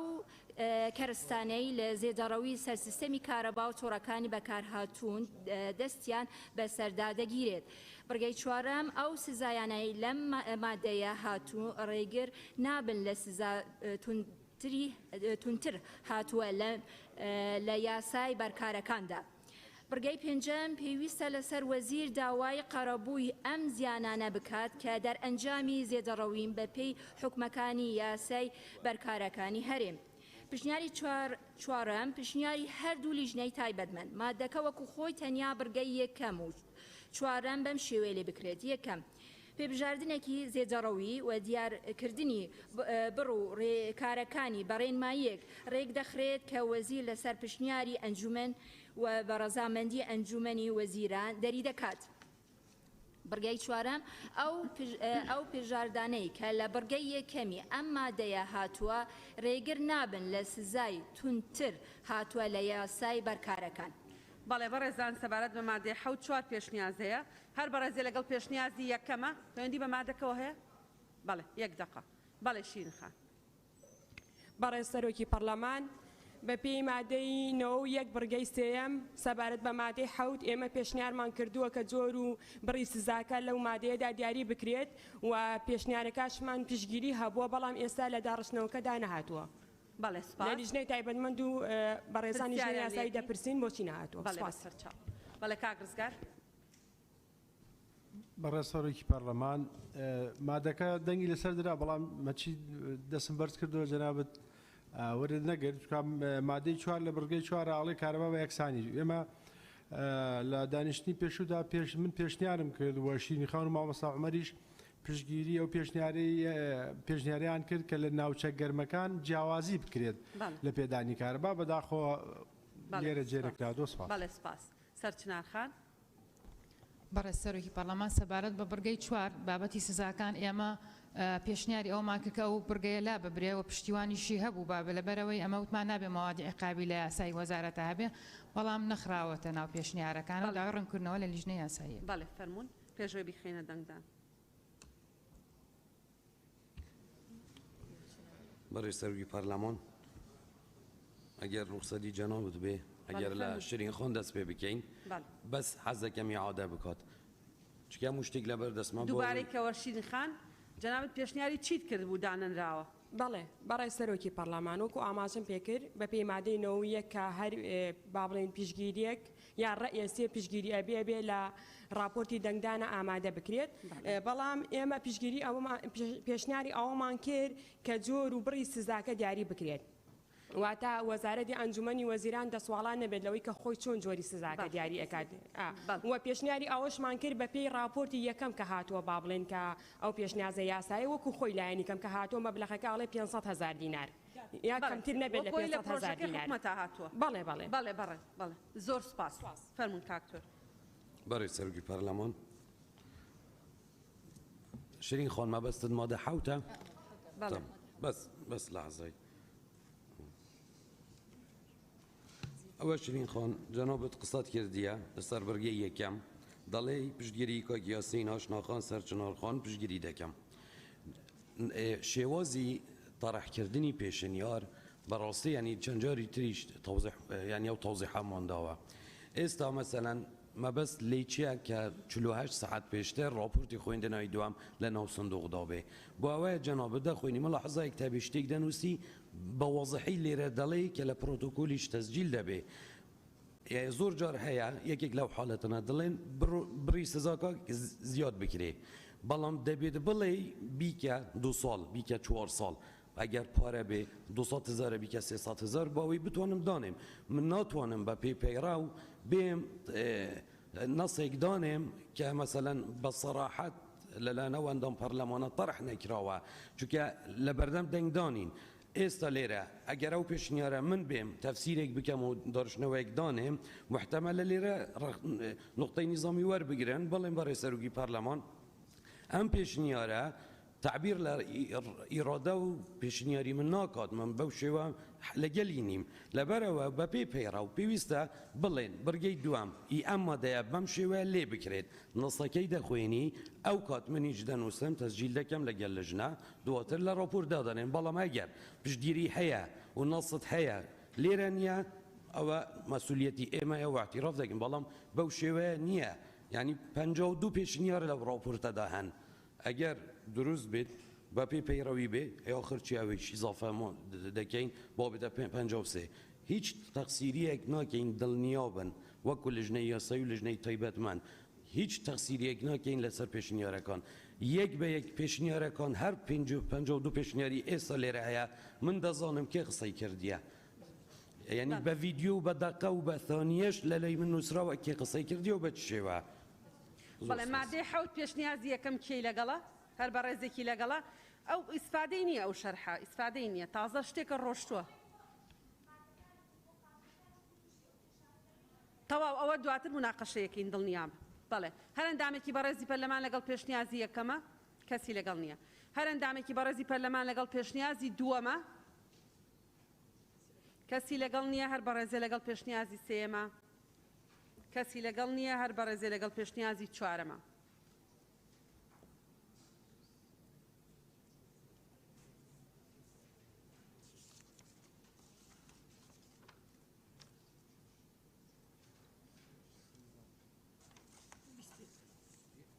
بەڵێ بەدەنگی 6 ئەندامی پەرلەمان پەسەند کرا مادەی 8 بەڕێز سەرۆکی پەرلەمان سەبارەت مادە 4 پشنیار هەیە پشنیاری یەکەم مادەکە وەکو خۆی تەنیا خاڵی چواری برگەی یەکەمی لا بدرێت پشنیاری دووەم مادەکە وەکو خۆی تەنیا خاڵی دووی برگەی یەکەمی بەم شێوەیە لێ بکرێت دوو ڕاوێژکارێک لە وزارەت پشنیاری سێم مادەکە وەکو خۆی مادە 8 برگەی یەکەم ئەنجومەنێک لە وزارەت پێک دەهێنرێت بە سەرۆکایەتی وەزیر و ئەندامەتی هەر یەک لە یەک بریکار دەبێتە جێگیری سەرۆکی ئەنجومەن دوو ڕاوێژکارەکان سێ بەڕێوەبەری گشتیەکانی وزارەت چوار هەر شارەزایەک پسپۆر کە وەزیر لە ناوەیان دەرەوەی وزارەتەوە دەستنیشان دەکات بڕگەی دوام ئەنجومەنی وزارەت دەربارەی ئەم کاروبارانەی خوارەوە گفتوگۆ دەکات و بڕیار و ڕێنمایی ڕاستپاردە پێویست دەدرێت یەک ڕێخستنی سیاسەتی بەرهەمهێنان و کۆنتڕۆڵ و گواستنەوە و دابەشکردنی وزەی کارەبا و دانانی پلانی استراتیجیەکان. دوو ڕێخستنی وەبەرهێنانی لە بواری کارەبا. سێ ڕێخستنی پەیکەر و ئەرک و وەزیفەی پێکهاتەکانی وزارەت. پشنیاری چوارەم پشنیاری هەردوو لیژنەی تایبەتمەند مادەکە وەکو خۆی تەنیا خاڵی چواری بەرگەی یەکەمی ئەم مادەیە بەم شێوەیە لێ بکرێت. بەرگەی یەکەم چوار نوێنەری هەر لایەنێکی پەیوەندیدار یان شارەزایەکی پسپۆر کە وەزیرە ناوەوە یان لە دەرەوەی وزارەت دەست نیشان دەکات و بەشداری کۆبوونەوەکانی ئەنجومەن دەکات بە پێی ئەو مافەی دەنگدانیان هەبێت. بەبێ ئەوەی بەبێ مافی دەنگدانیان هەبێت. بەڵێ بەڕێزان سەبارەت بە مادەی 84 پێشنیازەیە بەڕێزێ لەگەڵ پێشنیازی یەکەمە کەسی لەگەڵ نییە هەر بەڕێزێ لەگەڵ پێشنیازی دووەمە کەسی لەگەڵ نییە هەر بەڕێزێ لەگەڵ پێشنیازی سێمە کەسی لەگەڵ نییە هەر بەڕێزێ لەگەڵ پێشنیازی چوارەمە پێشنیازی لیژنەی تایبەتمەند.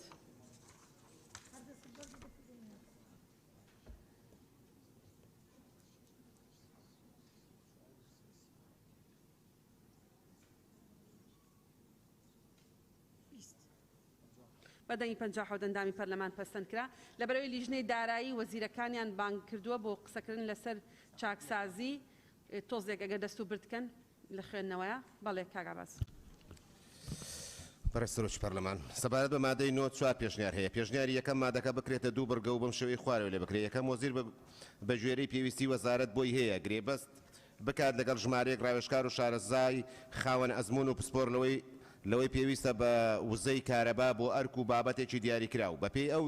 ڕێکسازیانەی لە هەرێم کاریان پێدەکرێت. دووەم شێوازی گرێبەستکردن لەگەڵ ڕاوێژکار و شارەزایان و ژمارە و پسپۆڕیان و ماوەی گرێبەستەکان بە ڕێنمایی ڕێک دەخرێت و کە وەزیر دەری دەکات. پێشنیاری دووەم مادەکە بەم شێوەی لێ بکرێت ئەنجومەنی وەزیران بە گوێرەی پێویستی وەزارەت بۆی هەیە گرێبەست بکات لەگەڵ ژمارەیەک ڕاوێژکار و شارەزا و خاوەن ئەزمون و پسپۆڕی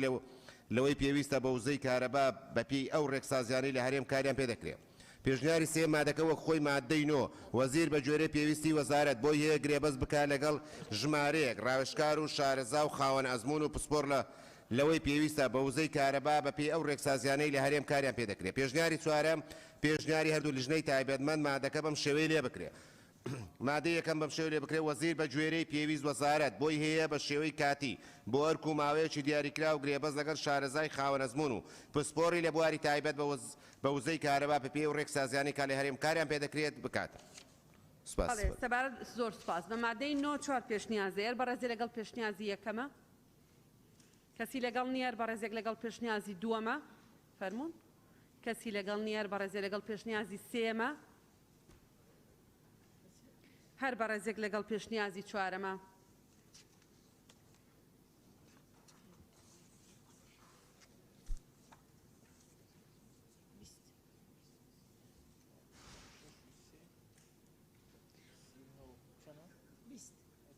بەدەنگی 59 ئەندامی پەرلەمان پەسەند کرا. مادەی دا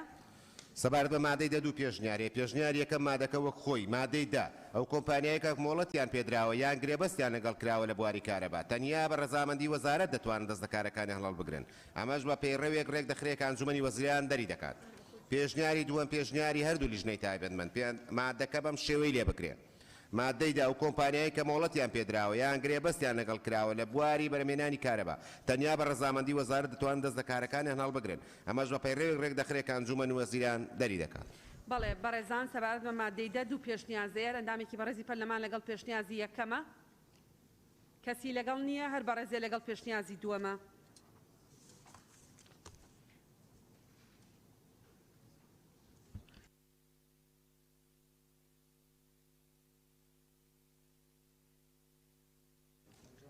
بەدەنگی 59 ئەندامی پەرلەمان پەسەند کرا. مادەی 11 سەبارەت بە مادەی 11 دوو پێشنیارەیە. پێشنیار یەکەم مادەکە بەم شێوەی لێ بکرێت یاسای وەزارەتی کارەبای هەرێمی کوردستان داش عێراق ژمارە 5 ساڵی 2006 هەڵدەوەشێتەوە. پێشنیاری دووەم مادەکە وەک خۆی مادەی 11 یاسای وەزارەتی کارەبای هەرێمی کوردستان داش عێراق ژمارە 5 ساڵی 2006 هەڵدەوەشێتەوە و گشت ئەو ڕێنمایانەی کە پاڵپشت بەو یاسایە دەرچوون کاریان پێدەکرێت ئەگەر ناکۆک نەبن لەگەڵ حکومەکانی ئەم یاسایە. بەڵێ ئەندامانی بەڕێزی پەرلەمان هەر بەڕێزێک لەگەڵ مادەی 11 دوو پێشنیازەیە هەر بەڕێزێ لەگەڵ پێشنیازی یەکەمە کەسی لەگەڵ نییە بەڕێزە لەگەڵ یەک کەسی لەگەڵە هەر بەڕێزە لەگەڵ پێشنیازی دووەمە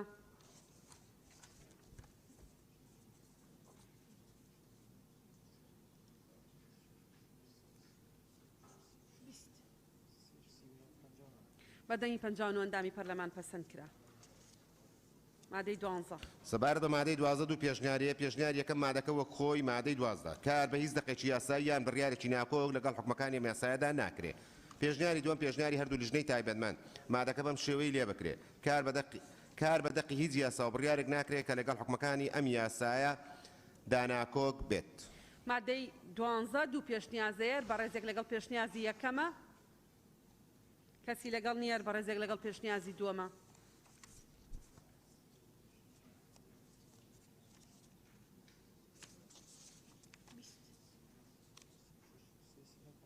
بەدەنگی 59 ئەندامی پەرلەمان پەسەند کرا مادەی 13 سەبارەت بە مادەی 13 پێشنیارێک نییە مادەکە وەک خۆی مادەی 13 پێویستە لەسەر وەزیر ڕێنمایی پێویست بۆ ئاسان جێبەجێکردنی حکومەکانی ئەم یاسایە دەربکات هەر بەڕێزێک لەگەڵ مادەی 13 بەو شێوەی کە خوێنرایەوە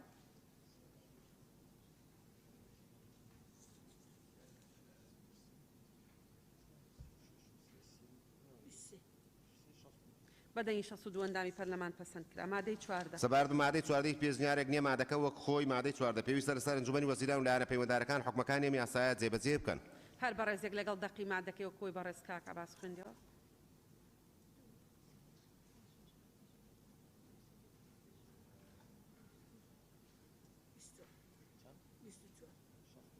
بەدەنگی 63 ئەندامی پەرلەمان پەسەند کرا سەبارەت بە مادەی 15 پێشنیارێک نییە مادەکە وەک خۆی مادەی 15 یاسا لە ڕێکەوتی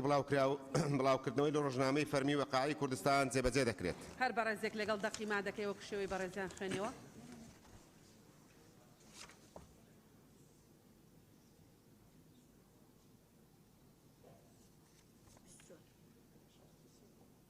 بەدەنگی 63 ئەندامی پەرلەمان پەسەند کرا سەبارەت بە هۆیەکانی دەرچواندن دوو پێشنیارەیە پێشنیاری یەکەم هۆیەکانی دەرچواندن بەم شێوەی لێ بکرێت لە پێناو و گەشەپێدان و پاڵپشتیکردنی کەرتی کارەبا و بایەخی وزەی کارەبا لەسەر ژیان و تەندروستی گشتی و هاونیشتیمانیان کاریگەری لەسەر ژێرخانی ئابووری وەڕێخستنەوەی کارەکانی وەزارەت بەهۆی گرنگجی ئەو چالاکیانەی کەرتی گشتی و تایبەتی کە پێی هەڵدەستن و پاڵپشتیکردن و هاندانی فرەسەرچاوی وزەی کارەبا و ڕێگریکردن لەسەر پێچیکردن و زێدەڕۆکاری و بۆ سەر تۆڕەکانی کارەبا و هێنانەدی ئامانجەکانی وەزارەت بە جێگەیاندنی کە ئەرکەکانی ئەم یاسایە دەرچوێندرا پێشنیاری دووەم وەک خۆی هۆیەکانی دەرچواندن لەبەر بایەخی وزەی کارەبا لەسەر ژیان و تەندروستی گشتی و هاونیشتیمانیان و کاریگەری لەسەر ژێرخانی ئابووری و ڕێخستنەوەی کارەکانی وەزارەت بەهۆی گرنگجی ئەو چالاکیانەی کەرتی گشتی و تایبەتی بە پێی هەڵدەستن و بۆ هێنانەدی ئامانجەکانی وەزارەت و بە جێگەیاندی ئەرکەکانی ئەم یاسایە دەرچوێندرا سەبارەت بە هۆیەکانی دەرچوانن دوو پێشنیازەیە بەڕێزێک لەگەڵ پێشنیازی یەکەمە سێ کەس هەر بەڕێزێک لەگەڵ پێشنیازی دووەمە بەڕێزان ئەندامانی پەرلەمان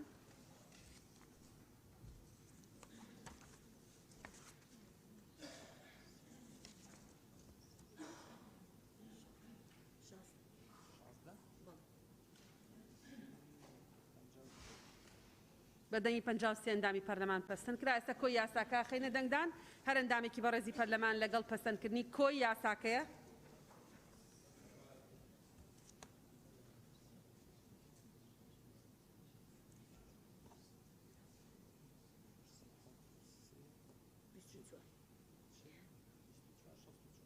بەدەنگی 64 ئەندامی پەرلەمان پەسەند کرا پیرۆزبایی لە خۆمان لەگەلی کوردستانەکەین بە بۆنەی پەسەندکردنی یاسای وەزارەتی کارەبا لە هەرێمی کوردستان عێراق ئێستا وەرتان نەگرم یەکێک کاک سیروە بەڵێ ئێوە زۆر سوپاس بەڕێزان فەرموون دەستان خۆش بێ سوپاس بۆمان و بوونتان بەڵێ کاک سیروان فەرموون بەڕێز سەرۆکی پەرلەمان ئەمێ ڕوونکردنەوەیکی بەسیط بم لەسەر مادەی 56 کە ئەڵێ ئەندام ئەتوانێت پشبەستن هەتا خوارەوە لە هەر کاتێکە بە وەرگرتنی مۆڵەت بۆ لە ڕێی خاڵی پەیڕەویەوە هەر کاتێک بێت بە بێ ڕەچاوکردنی تۆمارکردن و ڕێزبەندی ئەمە شتێکی بەڕێستان داتان مەزرانوە نازانم هەموو کاتێک ژەمان خەنە ئەخیرەوە خاڵی پەیڕەوەکەی من بەڕێز سەرۆکی پەرلەمان بە پێی مادەی 66 ئەوە بە پێی مادەیەکیش کە کاری پەرلەمانتاری چیمان پێبەخشێ و هاوڵاتیان چیمان لێداواکەن و هاوڵاتیان چی چاوەڕێکن لە حکومەت جاری هاوڵاتی کە پەرلەمانتارێک ئەنێرێ بۆ پەرلەمان بۆ ئەوەی ئەینێرێتێرە دڵنیایی خۆی باتەوە لە ژیان و ئاسایی ژیانێکی ئاسایی و کەرامەتمەندانە هەبێت. حکومەتێکیش کە هەڵەبژێرێ بۆ ئەوەیە کە حکومەت بتوانێت ژیانێکی ئاسایی بۆ خەڵک دابین کات. ئێستا ئەم کارە ئالۆز بوو و تێکەڵ بووە.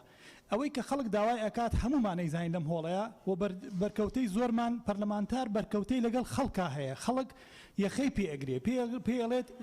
یەک هۆکار هەیە پێڵێ موچەمان ئەبڕێ نابڕێ ئەو پرسیارە ئەبێ جواب بەناوی خۆی بەخشندەی میرەبان بەڕێز سەرۆکی پەرلەمان یەکێک پێشێلکردنی یەکێک لە هەسابەرکارەکان مافەدا بە پەرلەمانتار لێرەوە بە پێی خاڵی پێڕەوی قسە بکات کایە ئەمە خاڵە پێڕەوەکانمان یاساین و مەبدەئین و لە پێناو بەرژەوەندی گشتیایە ئێمە ناچارین ئەرکمان ئەمەیە بەڕاستی سەرۆکی پەرلەمان نەک یاسایەک ئێمە دەیان یاسامان هەیە لە بواری داهات و خەرجی ئەم وڵاتە پێشێل دەکرێت تەنها لە نەوتە بەڕێز سەرۆکی پەرلەمان ئێمە بۆ زانینی داهاتی نەوت فرۆشتنی نەوت شەفافیت لە نەوتە و بۆچی بەردەوام نرخی نەوت بەرزە بێتەوە و داهات بەشەوە ناکام لێبڕینی موچە کۆتایی پێ بهێنرێ زیاد لە پرسیارێکمان ناردۆ بۆ وەزیری سامانە سروشتیەکان وەزیری سامانە سروشتیەکان بە پێی حکومەکانی هەردوو یاسای ژمارە 21-22 ساڵی 2007 چی یاسای وەزارەتی سامانە سروشتیەکان چی یاسای نەوت و گاز مکەلەفە بەوەی ڕوونکردنەوە زانیاریمان باتێ بەڵام ئەو خۆیت زیێتەوە لە ڕوونکردنەوە سەبارەت بە داهاتی نەوت بەڕێز سەرۆکی پەرلەمان زیاد لە پرسیارێکمان ناردووە ئەو تەحویلی دیلۆیتمانەکە ئەڵێ چاوەڕێ بکەن دیلۆیت هێشتا 3 مانگی کۆتایی ساڵی 2020 ڕانەگەاندۆ کە ئێمە لە مانگی 6 خەڵک ئێوێ بزانێت داهاتی ئەم وڵاتە چی لێت ئەگەر ئێمە ئاوی شیرینمان بفرۆشتایە لە داهاتی نەوتمان زیاتر بۆ ئەمایە گوڵستان خان بەڵێ بەڕێز سەرۆکی پەرلەمان ئێمە سبەینێ یادی ڕەوانشاد نەوشیروان مستەفایە کە ڕابەری بزوتنەوەی ڕزگاری خوازی گەلی کوردبەوە ڕۆڵێکی باڵای گێڕاوە لە دروستکردنی ئۆپۆزیسیۆنێک لە ناو پەرلەمانی کوردستان و تەکیدی لەوە کردوتەوە لە بەرنامە و ئامانجە سیاسیەکەی خۆیدا کە پەرلەمانی کوردستان ئەبێ لە دەستی حیزب داماڵرێ و ئەبێ دەستگای قەزایی و دەستگای ئەنجومەنی وەزیران و دەستگای پەرلەمانی دەستگایکی سربەخۆی هاوڵاتیانی هەرێمی کوردستان بێ و ئەرکەکانی پەرلەمانی کوردستان جەخت لە سێ ئەرکی سەرەکی ئەکاتەوە بۆیە من لێرە ئاماژە بە یەکێک لە ئەرکەکان ئەرکی یاسای بودجەیە کە ئەرکی ئێمە بەڕاستی جەخت بکەینەوە لەوەی یاسای بودجە بێتە هەرێمی کوردستان و ئەرکی دووهەممان ئەرکی کێشە چارەنووس سازەکانی هەرێمی کوردستانە کە ئێستا هەرێمی کوردستان لە بەردەم مەترسێکی گەورەی داگیرکاریدایە و ئەم پەرلەمانە بەڕێزە تا ئێستا هەڵوێستێکی ڕسمی نەنواندووە سەبارەت بەو لەشکرکێشیانەی کە ئەکرێتە ناو هەرێمی کوردستان و 74 گوند لە ناوچەی ئامێدی چۆڵ ئەکرێ و کیمیاباران ئەکرێ و خەڵقەکەی ئاوارە ئەبێت بۆیە ئێمە جەختەکەینەوە بەڕاستی بۆ ڕۆحی کاکنۆشیروان شاد بێ بەڵێ زۆر سپاس ڕۆحی کاکنۆشیروان شاد بێ کاکمەن فەرمونون بەڕێز سەرۆکی پەرلەمان من بۆ ئەوەی خاڵە پەیڕەویەکەم پێشکەشکەم یەک پرسیار پێشەوە لە جەنابتانە پرسم لە دەستەی سەرۆکایەتی ئەم پەیڕەوەمان هەیە نە بە زۆرینەی سادە نە بە زۆرینەی ڕەها بەڵکو بە زیاد لە دوو لە سەرسەی دەنگی ئەندامانی پەرلەمان هەموارکردنەکەی پەسەند کراوە ئەگەر پەرلەمان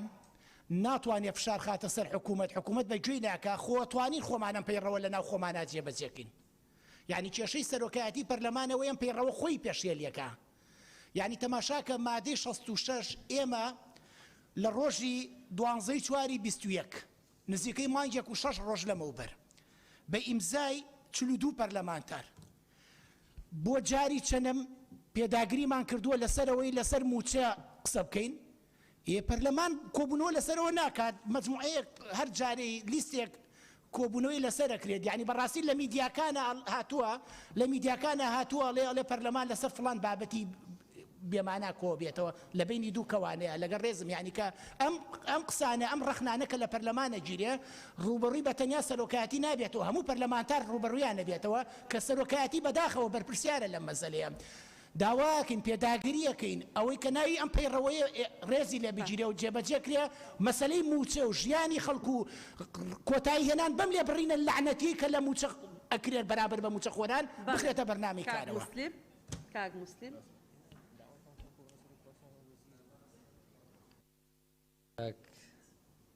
بەڵێ سەرۆکی پەرلەمان جارێمە لە 27 مانجی چوار یاداشتێک پێشکەشکراوە بە ئامادەبوونی وەزیرانی بەڕێزی پەیوەنددار بە ڕەوشی پەروەردە و خوێنی باڵا بۆ قسەکردن لەسەر کێشە و گرفتەکانی ڕەوشی خوێندن لە هەرێمی کوردستان و ئەو ئاستەگ و گرفتانەیە کە ئێستا لەسەر پرۆسی خوێندن هەن بەداخەوە خوێندن باقارێکی مەترسیداردا ڕۆیشتووە بە قوتابیان بەڕاستی فێری هیچ نەبوون قوتابخانەکانمان ئەخرێنە مەزادەوە ئەفرۆشترێن قوتابیانمان مامۆسایانمان وەزعی وزەرانیان خراپە دۆخی پەروەردە ڕۆژی خوێندن بە شێوەیەکی گشتی لە بارێکی زۆر خراپدایە ئێستا کە ئێمە جەلسەی پەرلەمانیمان هەیە بەڕاستی مامۆسایانی گرێبەست لە بەشێک لە ناو شار و شارۆچکەکان ئێستا لە گرتبوونەوەیاندان داوای بەڕاستی داوای ڕەوای مافەکانی خۆیانەکەم بەدام مەزراندن بە گرێبەستکردن بەڕاستی پێویستە پەرلەمانی کوردستان ئەم جەلسێ لە داهاتوویەکی زۆر نزیک ئەنجام بداوە ئێمە ڕۆژانە دووچاری بەڕاستی سکاڵای زۆرە بینەوە مامۆسایان داوای مافەکانیانەکەن داوای بەدەمەوە هاتنی پەرلەمانی کوردستانەکەن لەسەر کێشە و ڕەوش و قەیرانی پەروەردە لە هەرێمی کوردستان و ئێمە بەرەو کەش و هەوای گەرمای هاوی نەچین پێویستە میکانیزم و بەرنامەی چۆنیەتی پەروەردە لە داهاتوودا بزانێ وەک پەرلەمان قسەی لەسەر بکاوە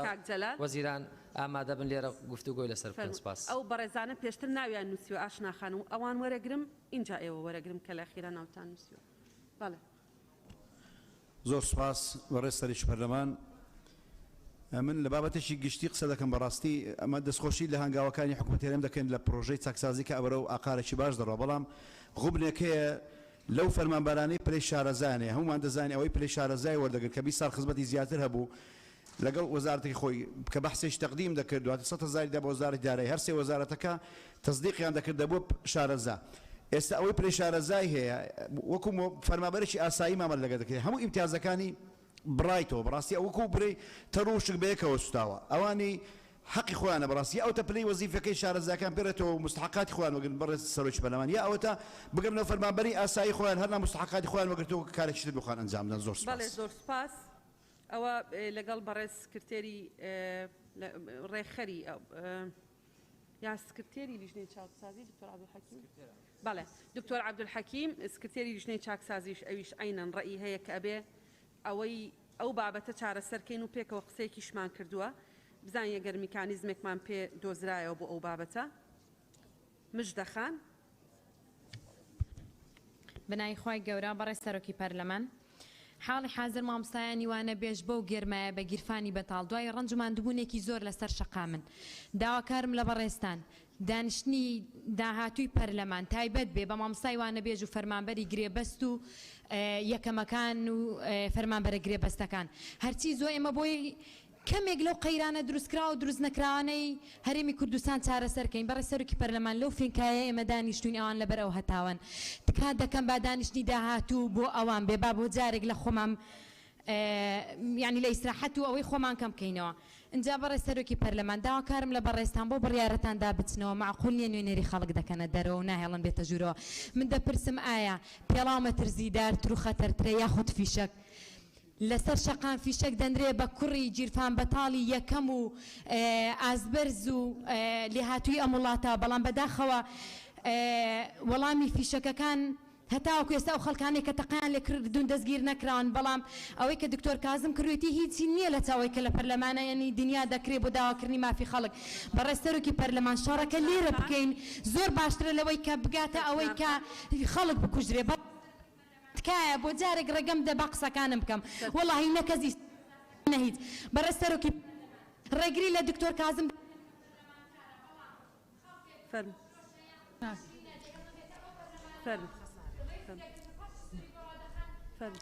بەڕێز سەرۆکی پەرلەمان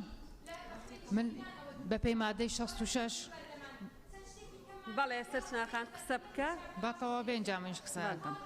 قسەکانم دوای کەس گوێی لێ نییە گوێمان لێ بێ قسە بکە ئاشناخان ئەگەر قسە دەکەی بەڕێز سەرۆکی پەرلەمان بەڕێز سەرۆکی پەرلەمان من قسەیەکەم سەرەی ئاشناخان نییە من قسەکەم فەرموو قسە بکە بەڕێز سەرۆکی پەرلەمان من لەسەر دوو خاڵ قسەکەم بە پێی مادەی 66 لە پەیڕەوی ناوخۆی پەرلەمان سەرچناخان قساکە سەرچناخان قساکە بەڵێ فەرموو بەڵێ فەرموو پرگەیەک دەسەر دوو یاداش قسەکەم یەکێکیان لە 29/2020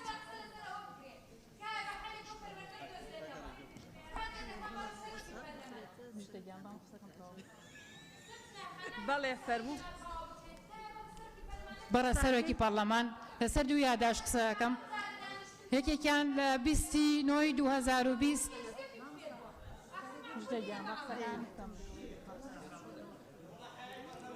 بەسەکە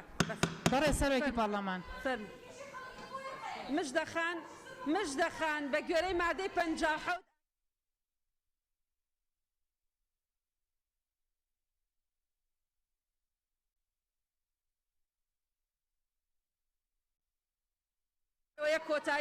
بەڕێ سەرۆکی پەرلەمان با قسەکەمان تەواوکەین لەسەر